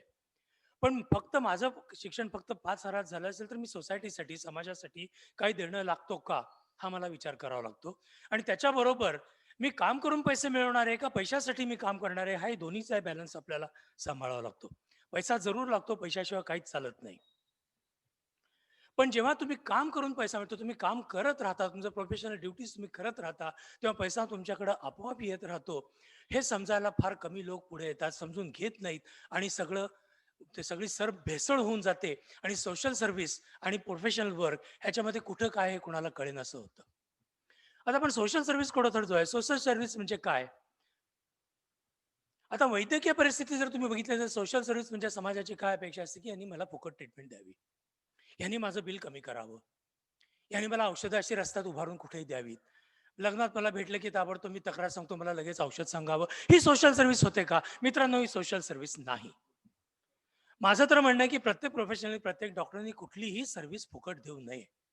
प्रत्येक दिलेल्या चार्जेस घेतले पाहिजेत. ती त्याची एंटायटलमेंट आहे, तर त्याचा अधिकार आहे. कारण त्यांनी त्याच्यामध्ये कित्येक वर्ष घालवले, त्याचं ज्ञान तो कायम अपडेट करत असतो आणि त्याचा तो वापर सोसायटीसाठी करत असतो. त्यामुळे समाजाला दिलेल्या प्रत्येक सर्व्हिसचा डॉक्टरांनी चार्ज किंवा त्याची किंमत वसूल केलीच पाहिजे, या स्पष्ट मताचा मी आहे. त्यामुळे हे रोटरीचे कॅम्प, लायन्सचे कॅम्प, फुकट वैद्यकीय हॉस्पिटलच्या पहिल्या वर्धापन दिनाने फुकट कॅम्प, हे सर्व डॉक्टरांनी पूर्णपणे बंद करायचं. कारण मित्रांनो, ही सोशल सर्व्हिस नाही, हा प्रोपॅगंडा आहे आणि ह्याच्या मागे आहे पैशासाठी मी काम करतो. हा दुसरा विषय आहे, ते कुणी मानायचा हा प्रत्येकाचा प्रश्न वेगळा आहे. तर सोशल सर्व्हिस म्हणजे काय? मी रस्ता झाडून देतो, ही सोशल सर्व्हिस आहे का? नाही. आता माझ्याकडे एक सोशल वर्कर आला होता, एका पेशंटचं बिल होतं, आला माझ्याकडं, म्हणाला, डॉक्टर साहेब या पेशंटचं बिल कमी करा की. म्हणलं, या पेशंटचं तू कोण? नाही, मी एक समाजसेवक आहे. अरे म्हटलं, तू माझ्या जीवावर समाजसेवा करणार आहेस का? मी बिल कमी करायचं आणि समाजसेवा तुझी होणार, मग तुझ्या खिशातनं पैसे घाल की. तो म्हणाला, माझ्याकडे कुठं, मी भणंगा माणूस आहे. अरे मग तू समाजसेवा करू नकोस, तू भडंग असेल तर समाजसेवा करू नकोस, किंवा समाजसेवा करत असेल तर त्याचे पैसे तू घे. ह्या समाजसेवेचा दुसरा आस्पेक्ट झाला. पण आता आपण मेडिकल प्रॅक्टिस करताना आपल्याला समाजसेवेचा बॅलन्स करावा लागतो का, हा दुसरा प्रश्न मी आता तुमच्या समोर मांडणार आहे आणि त्याचं उत्तर द्यायचा मी माझ्यापरीने प्रयत्न करणार आहे. मी जेव्हा काम करतो आणि पैसे मिळतो, हा माझा जेव्हा ॲटिट्यूड असतो, तेव्हा माझ्या पेशंटला जास्तीत जास्त सर्व्हिस द्यायचा माझा विचार असतो. मी माझ्या एथिकल आणि मॉरल बाउंड्रीजमध्ये काम करायचा प्रयत्न करतो. कारण पैसा हे माझं लक्ष नसतं, पेशंटला आराम मिळावा हे माझं लक्ष असतं. आणि त्यासाठी पैसे देईल तो पैसा मी घेतो, पैसा घेणार, माझ्या प्रोफेशनल सर्व्हिसचा पैसा मी घेणार, याच्यामध्ये माझ्या मनात कुठलीही शंका नाही. पण ती प्रोफेशनल माझ्या विदिन मॉरल अँड एथिकल बाउंड्समध्ये देतोय की नाही, आणि त्यामुळे मला पैसा मिळतो, याचं मला मोठं समाधान आहे. आणि मित्रांनो, हीच मी खरी समाजसेवा करतो. मी करतो असं नाही, मी रिप्रेझेंटेटिव्ह मी करतोच असं नाही, हे माझं स्वतःचं नाहीये. पण त्याच्यामध्ये कसा विचार यायला पाहिजे, हा माझा विचार मांडण्याचा मी प्रयत्न करतोय. जेव्हा माझ्यासमोर पेशंट बसतो, पेशंटच्या अडचणी मी समजावून घेतो, पेशंटला उपदेश देतो, आणि पेशंटचं कुठं चुकत असेल तर मी पेशंटला ऍडवाइस देतो. मित्रांनो, ही समाजसेवाच आहे. एखादे प्रेग्नंट स्त्री, माझ्याकडे मी गायनेकोलॉजिस्ट, माझ्याकडे प्रेग्नंट स्त्रिया येतात, अमावस्या पाळुका म्हणून विचारतात, ग्रहण पाळुका म्हणून विचारतात. मी तिला समजावून सांगतो, बाई काही संबंध नाही, हे तर सेलेस्टियल एक इव्हेंट आहे आणि त्याचा तुझ्यावर काही परिणाम होणार नाहीये. मग ते अमावस्या पाळुका सांगतात. म्हटलं मी तिला सांगतो की माझी प्रत्येक चांगली गोष्ट मी अमावस्याच्या दिवशी केली आहे, काय वाईट झालंय माझं? मला ते म्हणतात, मी त्यांना स्पष्ट सांगतो की बाबा माझा देवावर विश्वास नाही, पण माझं काही वाईट झालेलं नाही, आपण शेवटी आपण काम करणार आहे. मग हे जेव्हा मी पेशंटला समजावून सांगतो, तिचे गैरसमज दूर करण्याचे प्रयत्न करतो, मित्रांनो, ही समाजसेवाच आहे. कदाचित ती बाई फॉलो करेल की नाही करेल, पण तिच्याबरोबरची असलेल्या बाईला समजेल, तिच्याबरोबर ती बाहेर जाऊन सांगत होता, डॉक्टर असं असं सांगत होते बुवा, काय करू मी? मग एखादी शहाणी बाई तिला सांगेल की बरोबर डॉक्टर सांगतात ते बरोबर आहे. समाजात हा विचार प्रसृत होईल, समाजसेवाच आहे. त्याचे मी पैसे घेतलेले, मी कन्सल्टेशनचे पैसे घेतलेले आहेत. मग पेशंटचं बिल माफ करणं, पेशंटची बिलं कमी करणं किंवा फुकट करणं, जिथं गरज असेल तिथं जरूर करतो. सर्व डॉक्टर्स करतात, मला माहिती आहे. सर्व डॉक्टर्स दिवसात कमीत कमी एक दोन पेशंट फुकट बघतात, एक दोन पेशंटला बिलं कमी देतात, जाऊ दे औषधं फुकट देतात, तुला काय जमत नसेल तर तू नंतर ये म्हणतात. प्रत्येक डॉक्टर हा समाजसेवा करतोच. मग बॅलन्सिंग ऍक्ट कुठे आहे आपल्या याच्यामध्ये? डॉक्टर हा पेशाच असा आहे की आपण समाजसेवेसाठी आहे, मग त्याच्यामध्ये बॅलन्सिंग ऍक्ट करण्याची गरज आहे का आपल्याला? मग दुसरा समाजसेवेचा जर विचार केला की ज्या दुसऱ्या समाजसेवा आहेत, मग पॉलिटिकल लोक पण समाजसेवा करतात, डॉक्टर तर समाजसेवा करतात, फक्त ती प्रोजेक्ट करत नाहीत. मग पॉलिटिकल लोक दुसऱ्यांच्या जीवावर समाजसेवा करतात. हा अशा प्रकारच्या समाजसेवा आपल्या ह्याच्यात विविध ह्याच्या भरलेल्या आहेत की बॅलन्सिंग ऍक्ट करायची गरजच नाहीये.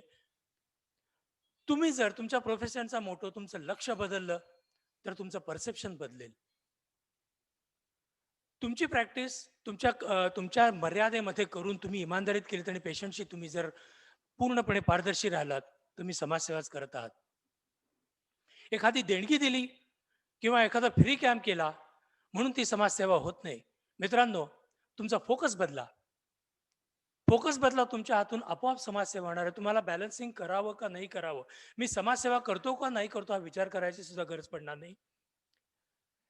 असा माझा पर्सनल हे ओपिनियन आहे की समाजसेवा आणि प्रोफेशनल सर्व्हिस आणि आपली मेडिकल प्रोफेशनल जर मर्यादित तेवढाच विचार केला तर मेडिकल प्रोफेशनल वर्क करताना तुम्ही जर तुमचं लक्ष बदललं तर तुम्हाला समाजसेवा बॅलन्स करायची गरजच पडणार नाही. एवढेच माझे विचार आहेत. धन्यवाद.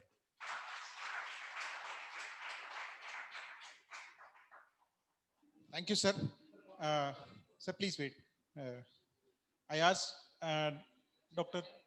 Parandekar, Shirshikar, sir, to come on the dais and felicitate Dr. Girish Kumtekar, sir, along with Dr. Raichur, sir. I asked even Dr. Jyoti, madam, to come on the dais, please.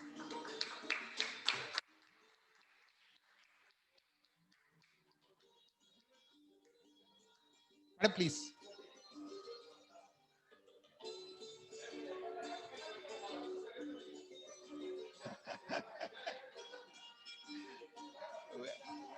We will have a group photo. Thank you.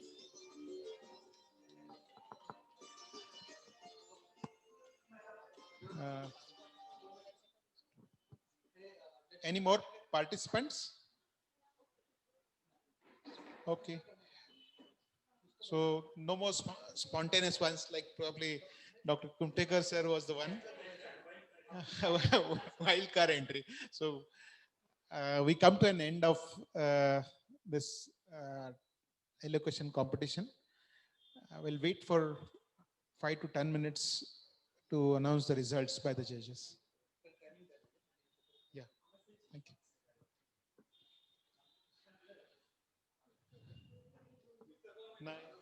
Sir, madam.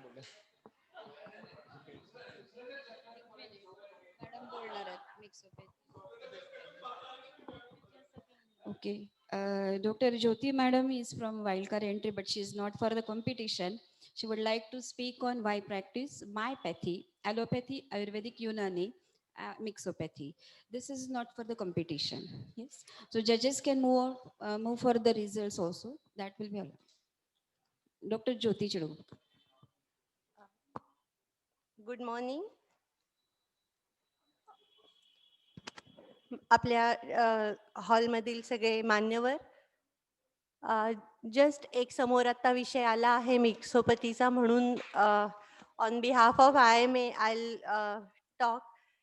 सध्या आपल्याला माहिती आहे की CCIMच्या notice नंतर आपण सगळेच एकदम खूप अलर्ट झालोय. आणखीन माझी पती मी का, what is actually basically what is pathos. It has come from pathos means some abnormal thing. खरं तर आपली कुठलंही शास्त्र ॲबनॉर्मल नाही, तरीही आपण ॲलोपॅथी आयुर्वेद असं म्हणतोय. पण ठीक आहे, हरकत नाही. शेवटी आपण जे करतोय ते ॲबनॉर्मल डिसीजेस किंवा डिसीजेसच्या अगेन्स्ट जी काय लढाई करतोय आपण, तर त्यासाठी ही जी पॅथी आहे ती आपण पुढे चालवतोय. तर आता महत्त्वाचा प्रश्न आहे की why not mixopathy and why should I practise my own pathy. तर माझी पथी मी का प्रॅक्टिस करावी, तर मी जे शिकलो तेच मी पुढे आणलं पाहिजे. हा एक त्यातला बेसिक म्हणजे अंडरलाईन आहे. आणि जे आपल्याला माहीत नाही त्यातलं अर्धवट ज्ञान घेऊन आपण त्याच्यामध्ये आपल्याला मास्टरी असल्यासारखं दाखवणं आणि आपल्या पेशंट्सच्या जीवाशी, इथे आपण नुसता साधी प्रॅक्टिस करतोय, कुठे राईटअप करतोय, कुठं गाणं म्हणतोय असा भाग नाही आहे. आपण एखाद्या पेशंटच्या जीवन मरणाशी जेव्हा आपण डील करत असतो त्यावेळेस मला असं वाटतं की अर्धवट नॉलेजनी आपण कुठेच पुढे जाऊ नये. तर आपण जे शिकलो, आपण ज्यामध्ये मास्टरी मिळवली आहे त्यातच आपण पुढं गेलं पाहिजे आणि तीच प्रॅक्टिस आपण केली पाहिजे. इतकी साधी सिंपल गोष्ट आहे. आणि म्हणूनच मिक्सोपतीला माझा स्वतःचाही विरोध आहे. मिक्सोपती नको. मी शिकले MBBS पर्यंत, सगळं मेडिसिन सर्जरी सगळे शिकले, आपण सगळे शिकलो. पुढे जाऊन आपण स्पेशलायझेशन केलं तरीही आपल्याला bye lodge, court of law मध्ये सुद्धा अलाउड नाही आहे की आपण ENTचा सर्जन जाऊन मेडिसिनची प्रॅक्टिस करतोय किंवा ॲनेस्थेशिओलॉजिस्ट जाऊन टॉन्सिलेक्टॉमी करतो, विच इज नॉट परमिटेड. आणखीन ही मिक्सोपॅथी जेव्हा अलाउड नाही आहे त्यावेळेस how can any other than allopathy person ॲलोपॅथीची प्रॅक्टिस करणं हे कितपत योग्य आहे. आयुर्वेदिक पर्सननी जाऊन ॲलोपॅथीची प्रॅक्टिस करणं, होमिओपॅथी पर्सननी करणं, it is not correct, good on part of patients, on part of community, on part of diseases which we are going to treat. So ही खिचडी प्रकार आपल्याला माहिती, आपण मराठी मीडियम मध्ये शिकत असू तर आपल्याला मराठी मीडियम मधूनच उत्तरं लिहावी लागतात प्रश्नाची. मग आपण ज्या मीडियम मधून शिकतोय त्याच मीडियम मधली आपण प्रॅक्टिस केली पाहिजे. असं असताना वाय हा आग्रह का की मी आयुर्वेदिक डॉक्टर असताना पण मी ॲलोपॅथी प्रॅक्टिस करेन. आयुष मंत्रालय त्यासाठी उघडणं, त्यासाठी सगळ्याचा मिक्सअप करणं. हां, जर अशा पद्धतीचा अभ्यासक्रम चालू झाला की ज्याच्यामध्ये 12वी नंतर तुम्ही पूर्णपणे मिक्सिंगच शिकवताय, आयुर्वेद शिकवताय, युनानी शिकवताय, होमिओपॅथी शिकवताय आणि ॲलोपॅथी, मग कदाचित तशा पद्धतीनं तयार झालेला डॉक्टर मिक्स ट्रीटमेंट देऊ शकेल. पण त्यासाठी आपल्याला मला वाटतं आज नुसतं ॲलोपॅथीचं स्पेशलायझेशन किंवा सुपर स्पेशलायझेशन करताना आपण 12-13 वर्ष आपल्या आयुष्यातली घालवतो, तर असे 4-4, 5-5 पॅथी आपण मास्टरी मिळवण्यामध्ये किती वर्ष घालवू याची आपल्याला, आणि आपण खरोखर तोपर्यंत तितके तज्ज्ञ होऊ का याच्याबद्दलही मला शंका वाटते. त्यामुळं जे काय स्पेशलायझेशन आहे त्या पद्धतीनं करावं. उद्या कम्प्युटर इंजिनियर जाऊन सिव्हिलची प्रॅक्टिस करायला लागला तर इट इज नॉट पॉसिबल. घर कसं बांधा हे जर कम्प्युटर इंजिनियर जाऊन सांगायला लागला तर दिस इज व्हेरी डिफिकल्ट. सो मला आजही असं वाटते की आपण आपल्या पॅथीशी स्टकअप राहावं, आपली पॅथी आपण मास्टरी मिळवावी आणि त्यातच काम करावं. ही खिचडी प्रॅक्टिस करू नये आणि त्यासाठी आपलं IMA पण झगडत आहे, आपण केसही केलेली आहे. तर आपण याच मुद्द्याला आपण इथून पुढेही आग्रह धरावा अशी विनंती मी या प्लॅटफॉर्मवरून करते आणि मला संधी दिल्याबद्दल ऑर्गनायझर्सचे धन्यवाद मानते. Thank you very much. Thank you, madam. Anyone would like to speak on the subject which we have given for this elocution competition? We need an IMA member to talk on this. Otherwise, we'll call upon Dr.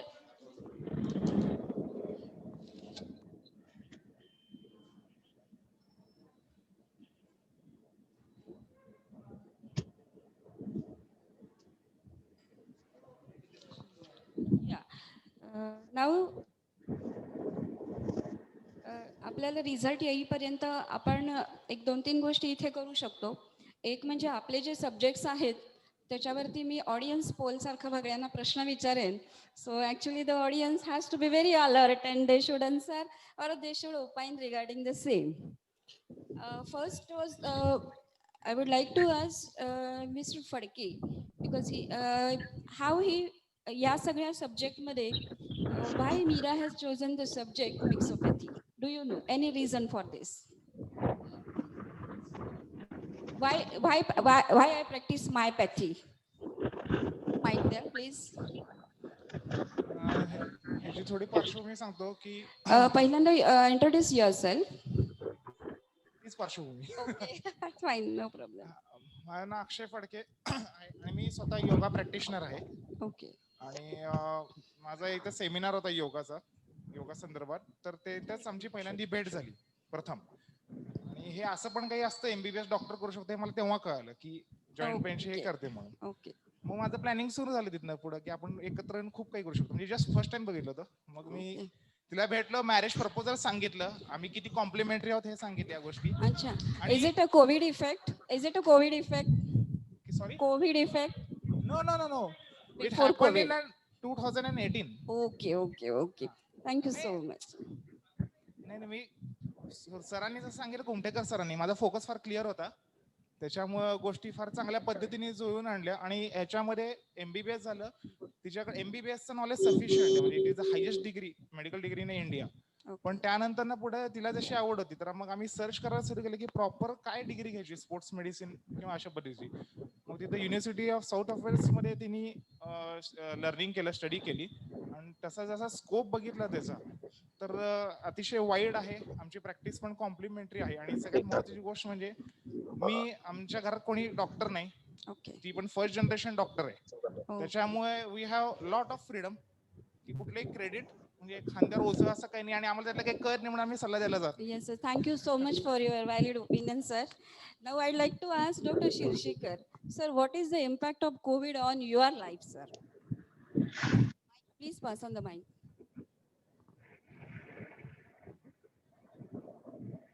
लोक म्हणतात की 2020 हे फार वाईट वर्ष होतं. मी अजिबात या विचाराचा नाहीये. 2020 हा सकारात्मक गोष्टी, कुठल्याही गोष्टीचं हे केलं की त्यातून आपल्याला चांगलं घेणं गरजेचं आहे. जसं पूर्वी म्हणत होते की राजहंस फक्त पाण्यात दूधच घेतो, ही जरी कवी कल्पना असली तरी त्याच्यातून पॉझिटिव्ह गोष्टी घेणे खूप चांगलं आहे. कोविडने आपल्याला रिलेशनशिप एकमेकाच्या हे आपल्याला शिकवलं. आपल्या शेजारीच, आपल्या घरातच आपण त्या ॲस्पेक्टनी बघतो की आता पण कधी पाहिलं नाही.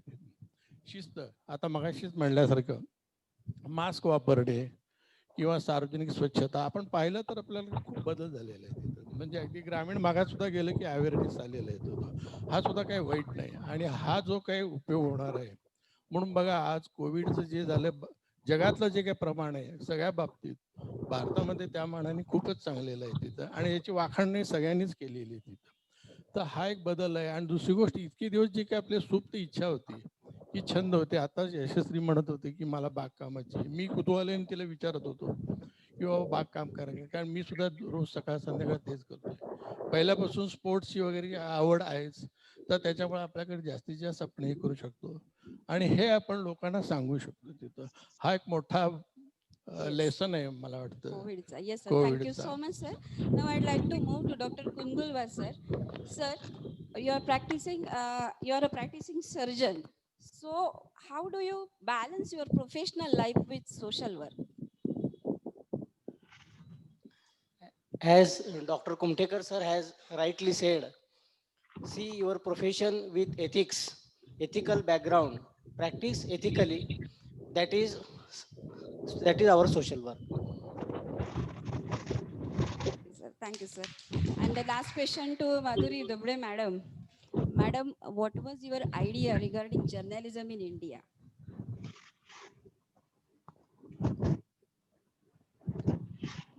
खरं तर या बाबतीत बोलणं म्हणजे मी फार लहान आहे असं वाटतंय, कारण जर्नलिझम ही इतकी मोठी गोष्ट आहे. फक्त मला आपल्याशी रिलेटेड जर विचार करायचा झाला तर जसं डॉक्टर प्रोफेशनमध्ये इथिक्स आहेत तसेच जर्नलिझममध्ये पण इथिक्स पाळावेत असं मला वाटतं.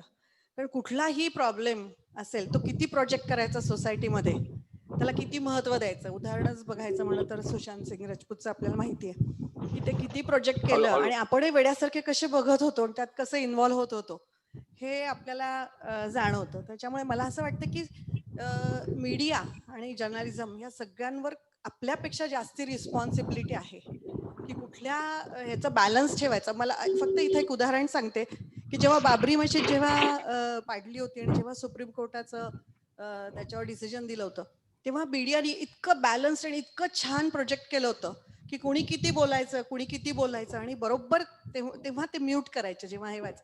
तर असंच प्रत्येक बाबरी मशीदच नाही पण प्रत्येक प्रॉब्लेम हा असाच मीडियाने आणि जर्नलिस्टनी सोसायटीमध्ये प्रोजेक्ट करावा आणि खूप मोठी जबाबदारी घेऊनच त्यांनी वागलं पाहिजे. मॅडम जो मुद्दा मांडलाय तो असा आहे की जसं आपल्या प्रोफेशन मध्ये मास्टरली इनॅक्टिव्हिटी लागते काही काही ट्रीटमेंट मध्ये, तसंच जर्नलिझम मध्ये मास्टरली इनॅक्टिव्हिटी लागते. म्हणजे एखादं स्कूप त्यांना मिळालं, बातमी मिळाली तर ती बातमी द्यायची का नाही याचं डिस्क्रिप्शन वापरणं म्हणजे खरा journalism. Yes, thank you so much. It was an interactive and wonderful participation by audience side. I thankful to you for this. Now the judges are ready with the results. I call upon the judges to be on the dais. Dr. Kinikar sir, Madam Apte, Rohini Madam, and even Sanjay sir should be on the stage. I request all of you to be on the dais, sir.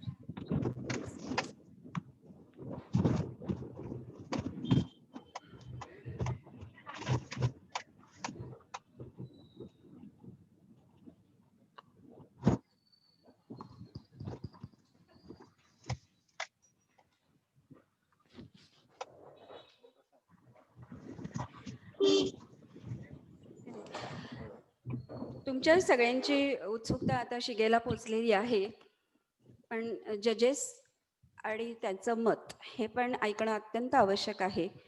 I will call upon Mrs Manjusha Apte.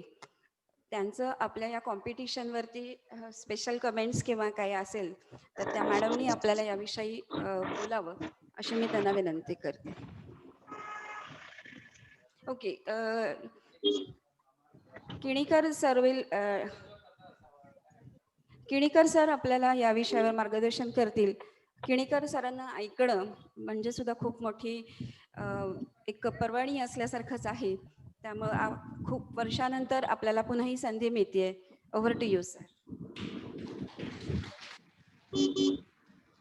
एक गमतीची गोष्ट सांगतो की 1980-82च्या सुमाराला मी सोलापूरला आलो आणि ह्या कॉम्पिटिशन मध्ये भाग घेतला. तर दुपारी 3 ते 5 वेळ होता आणि असं झालं की मी दुपारी झोपायचो. झोपून उठलो, 4 झाले होते. बायको म्हणाली आता बहुतेक सगळं संपलं असेल. म्हटलं बा जाता जाता बघतो. म्हणून मी 4:15 4:30ला IMA हॉलला आलो. एकही जण नव्हता तिथं. सगळीकडे हुडकून बघितलं, ते आपटे असायचे ते पण गेलेले होते. मी कोई है वगैरे असा आरडाओरडा केला. मग नंतर ह्या इथे खोलीमधून एक माणूस बाहेर आला आणि तो म्हणाला काय हो तुम्ही कोण काय. मी म्हणलं तुम्ही कोण इथे कशाला. तो म्हणे मी जज म्हणून आलो होतो. 3 वाजता आलो, इथं कोणीच नाही, मला थोडी झोप लागली. म्हटला तुमच्या आवाजाने मी उठलो आणि बाहेर आलो. म्हणलं आपलं नाव काय. तर म्हणे प्रोफेसर गजेंद्र गडकर. आणि मग ते म्हणाले की माझी नुकताच ऍक्सिडेंट झाला. ते सायकलवर आले होते आणि सायकल सुद्धा टांग मारता येत नव्हती म्हणून अशी बाजूला धरून घेऊन आले होते. बाहेर एक सायकल, ते आणि मी. मग त्यांना आता प्रश्न असा आला, ते म्हणे मी परत काही येणार नाही, मानधनासाठी वगैरे सुद्धा येणार नाही, मी आता जातो. मी म्हटलं मी एक आलोय, एक माझं तयारी आहे म्हटलं बोलायची. मग ते म्हणाले मी तुम्हाला नंबर देऊ शकत नाही, कारण एकाला मी जिंकलो असं हे करू शकत नाही, मी तुमची हे घेतो म्हणाले. मग मी बोललो. मग तेवढ्यात अजून एक 2-3 आले आणि मग शेवटी 4 झाले. पण त्यावेळेला अशी पद्धत नव्हती की बाबा तुम्ही बोलल्यानंतर तुम्ही इथं थांबायला पाहिजे. मी बोललो आणि मी माझा निघून गेलो. मग 7-8 दिवसांनी आपटे आले म्हणे, म्हणजे त्याच थोड्या वेळाने त्यांनी सगळं मग उरलेलं काम केलं आणि त्यांनी निकाल दिला. त्यात मला पहिलं बक्षीस त्यांनी दिलं होतं. आणि आजही असं झालं की मी आज पहिल्यांदा मीच आलो होतो, हॉलमध्ये कुणी नव्हतं. तर हे अशी गंमत गजेंद्र गिरकर सरांची आज खूप म्हणजे इतकं कौतुक आहे. मी तुम्हाला सांगू, जेव्हा प्लेयर हा कमी योग्यतेचा समोर खेळायला येतो, रॉजर फेडररनं पण सांगितलंय हे, रॉजर फेडररनं टेनिस खेळण्यात, समजा कमी योग्यतेचा प्लेयर समोर आला तर खेळ होत नाही हो. तसं आज लोक कमी असल्यामुळं तुम्हाला प्रत्येकाला आणि आम्हाला सुद्धा दडपण होतं की आम्ही एक जज म्हणून आम्ही आमची रोल बरोबर करतो का नाही. पण मी प्रत्येक पार्टिसिपंटला सांगतो की खूप छान तुम्ही, मर्यादित संख्या होती तरी खूप छान सगळ्यांनी हे केलंय. डॉक्टर जोग आणि डॉक्टर कामतकरांनी उत्कृष्ट जर्नलिझम या ह्याच्यावर हे केलेलं आहे. न्यूट्रॅलिटी ही जी जर्नलिझमला पाहिजे ती आपल्याकडं थोडी राहत नाही असं दिसतंय. आणि इमोशनल अटॅचमेंट त्याची इतकी होते की तो म्हणजे वेडा झालाय की काय, अशी पाळी आपण अर्णव गोस्वामीचं बघितलं. पण अर्णवचं एक मान्य करावं लागेल आपल्याला. तो म्हणे मी इतक्या तडफेनं, इतक्या ह्याच्यानी, नाहीतर सुरेश कलमाडीचं ते बाहेर आलंच नसतं. इतकं माझ्या विरुद्ध लोक होते. सुरेश कलमाडीचं नाहीतर म्हणले जे सत्य होतं ते बाहेर आलं नाही कॉमनवेल्थच्या वेळेला. तर तेव्हा जर्नलिझम भारतामध्ये अजून बाळसं पुढे गेलेलं आहे. आणि निश्चितच आपला रोल एक वाचक म्हणून, आणि मॅडम माधुरी दबडे म्हणाल्या जसं की आपल्याला पण त्याचं एक भान ठेवायला पाहिजे. आणि न्यूट्रॅलिटी आपण बघताना सुद्धा आपल्याला न्यूट्रॅलिटी ठेवायला पाहिजे. उत्कृष्ट डॉक्टर कुमठेकरांचं सुद्धा कौतुक की त्यांनी येऊन अगदी छान असे मुद्दे मांडलेत. रिझल्ट सर आता सांगतील आणि आम्ही त्यातल्या त्यात कुठलाही म्हणजे फिअर किंवा फेवर न धरता दिलेला आहे. काय चुकलं असेल तर माफ. धन्यवाद.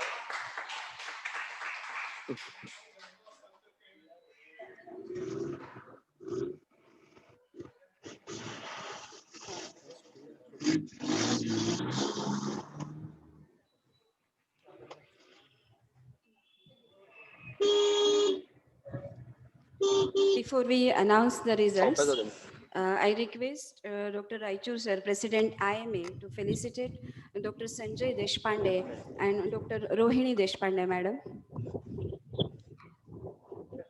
for this wonderful activity which has been carried out throughout.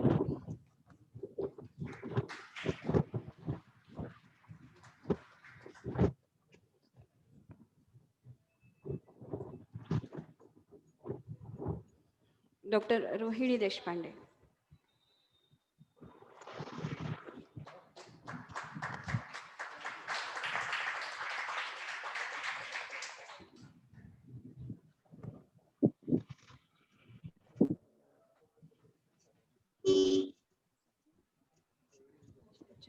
Madam, before we announce the results, Rohini madam would like to narrate.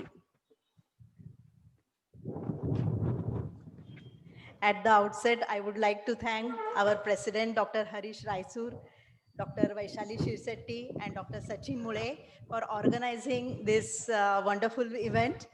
And it's really a pleasure to be here today. And I have really thoroughly enjoyed this program, as well as, making of this program.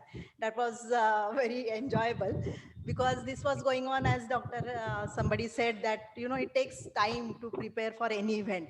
So it was going on for some time, maybe for a month, to organize. And when we came to know that there were few participants, we were taken aback a bit. But then we realized that those who want to participate, we have to respect them. And maybe number is small, but then that participation is very important for us. So to keep on this project going, or the program going, I think you have made our day. And I would like to thank each one of you, the viewer and attender, as well as the participants who have been here and contributed a lot to this program. And of course, this was not just an elocution competition. I would say that there are so many messages which have gone across because everybody has prepared so thoughtfully. And it has been an insightful to listen to all of you, especially the journalism in India, the way of thinking, how even Dr. Phadke spoke, Dr. Kumthekar. It was really something to learn.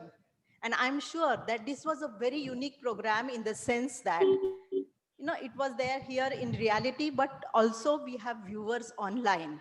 And I think that was great because so many people or so many students of my father, they have also witnessed this program from distance, and our relatives too. So I'm really grateful to IMA for hosting this program in such a hybrid way. That is what is called as. So I think I can request you that maybe this can be for future as well. So it will become, people will get more inspired. So thank you very much for being here. Even Dr. Somani, you were very apt in telling the COVID and our lifestyle change. It was really an eye-opener. We really appreciate all of you for your all the kind gesture and being here. Thank you so much. Thank you. I would like Sanjay to felicitate Dr. Harish Raichur, our president.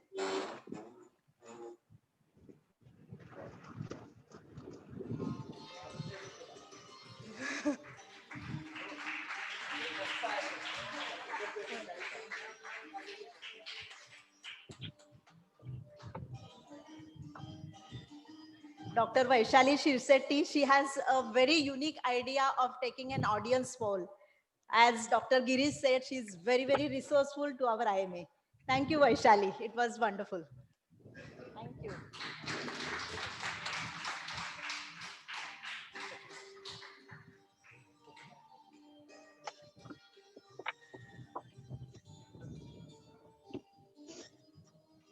And our timekeeper, none other than Dr. Sachin Mule. Excellent.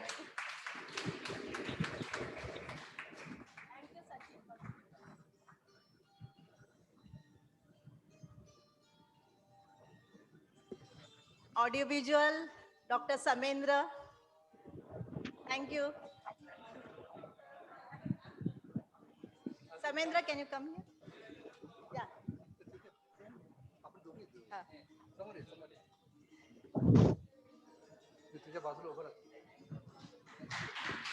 मी समेंद्रला त्यांच्या वडिलापासून ओळखतो. त्यांच्या वडील पण ह्या क्षेत्रामध्ये इतकं काम केले. आता पुढची पिढी त्याच्यामध्ये तयार झालेली आहे.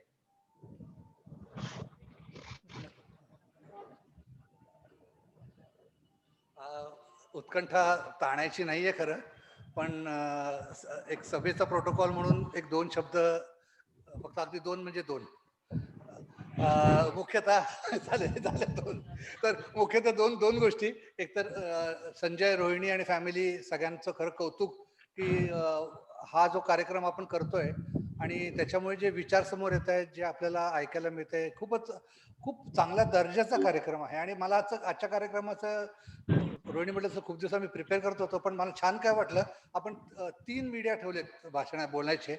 मराठीमध्ये काही बोलले, काही इंग्लिशमध्ये बोलले, और आपका हिंदी का लहजा तो बहुत बढ़िया था. तो सोमानी एव्हरीबडी वेगळे सगळे लँग्वेजेस कव्हर झाले, खूपसे विचार पॉइंट्स समोर आले. त्यामुळे it was very very insightful, very many take home messages. आणि खूप मजा आली या सगळ्या कार्यक्रम ऑर्गनाईज करण्यामध्ये. आणि लोक किती असो नसोत एन्जॉय करणे आणि हायब्रिड कार्यक्रमात ह्याच्यामुळे it's going to be part of the future. So thank Rohini, Sanjay family and everybody here present. माझ्या दृष्टीने the hall is really full. It is not full only with the people but with the excellent ideas that were there.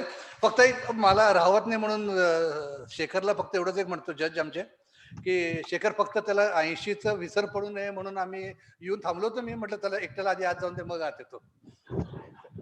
Thank you very much. My apologies, I forgot to mention our judges. Thank you very much for being here. And it was wonderful to have Dr. Kinikar and Dr. Mrs. Apte. And in fact, you know, we enjoyed taking a photograph with Dr. Shekhar Kinikar this morning. Nice to have you. Thank you.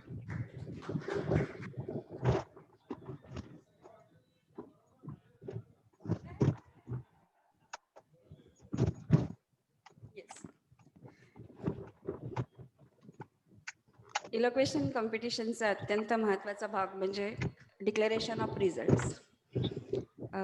आपल्या जजेसने खूप छान प्रकारे आपल्याला हे evaluate करून दिलेलं आहे. Number जास्त असतो तेव्हा खूप सोपं असतं, नंबर कमी असतो तेव्हा खूप अवघड असतं. तर आजच्या कॉम्पिटिशनमध्ये the third prize goes to doctor Shrikant Kamatkar.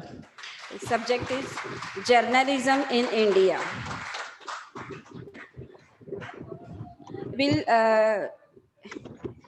No. Yeah, those who are. The second prize goes to Dr. Girish Kumthekar for balancing professional work and social work. And the first prize goes to, I think everybody will definitely agree, to Dr. Tanvangi Zob, Journalism in India. I request her to be on the dais. All the three candidates, first, second, and third winners will be on the dais. So we will request all the participants to be on the dais also. Dr. Rita Somani, Dr. Chaudhary, Dr. Fadke, you be on the dais, please.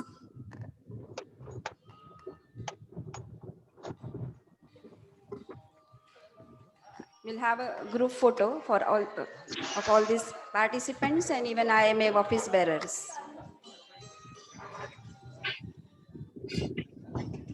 Yes.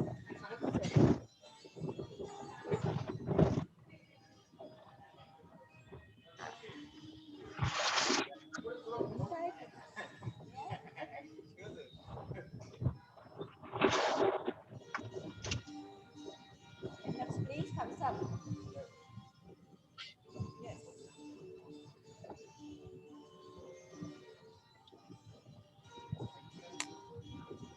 Then I'll request Dr. Sachin for the vote of thanks. On behalf of Team IMA, Dr. Raichur sir, myself, Dr. Vaishali, Dr. Guddu, and whole of those who are working, I really, first of all, thank to our judges, Dr. Kinikar sir and Dr. Apte madam, Mrs. Apte madam, for being there with us, and on a very short notice, they accepted our invitation and judged the participants very well.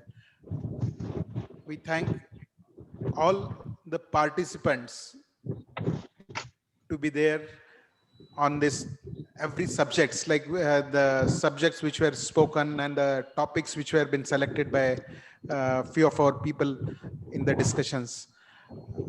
They have come down voluntarily, and then they have come down in a very good way, and we thank them for their participations actively. I thank all the viewers, today's viewers online, who were watching this event. Maybe this was the first time, like where we had this hybrid event. Earlier it was an online event. Last MasterCon was all together on an online event, and it was only the studio which was working here. And this was the first program actually where we started this 2021, not with the vaccination only, but with a more of a hybrid event together, online plus physical events. So, henceforth, probably IMA will have these type of meetings. And I really thank Mr. Shedjale and his team to be there with us with each and every call of ours for making this event successful.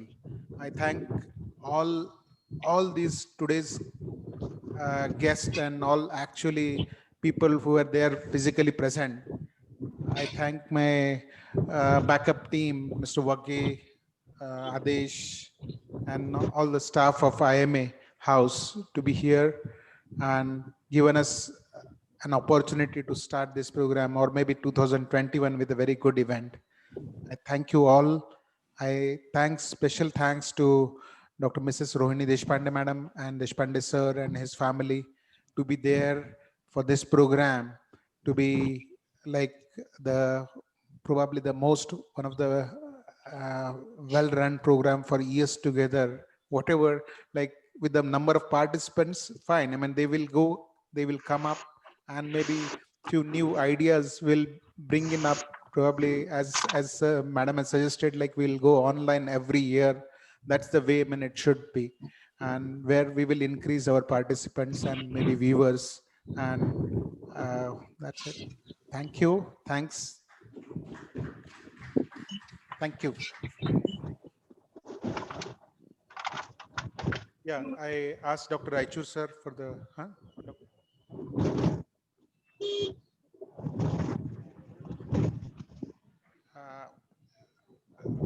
I asked Dr. Vaishali to be make the announcements for the future events. Our forthcoming events are on 23rd of January, Saturday at 9 o'clock. IMA Maharashtra State has asked us for the cultural activity. So Avishkar is the name of the cultural activity. And this activity will be telecasted live also. And Me Kavas, the why I read and what I read is the theme of this activity. So it will be on Zoom also. So all of you are requested to be there on Zoom, or maybe if you are, if possible, be in the IMA hall on Saturday, 23rd of January at 9 p.m. Then on 24th of January, that is on next Sunday, we'll be having BV Mule oration, will be conducted here only. Again, it will be a hybrid moment. And Dr. Shivkumar Utture, who is a surgeon and is now MMC chief, is a coordinator for MMC. He will be honored for the BV Mule oration. So I request all of you to be there in the IMA, even it will be on Zoom telecast.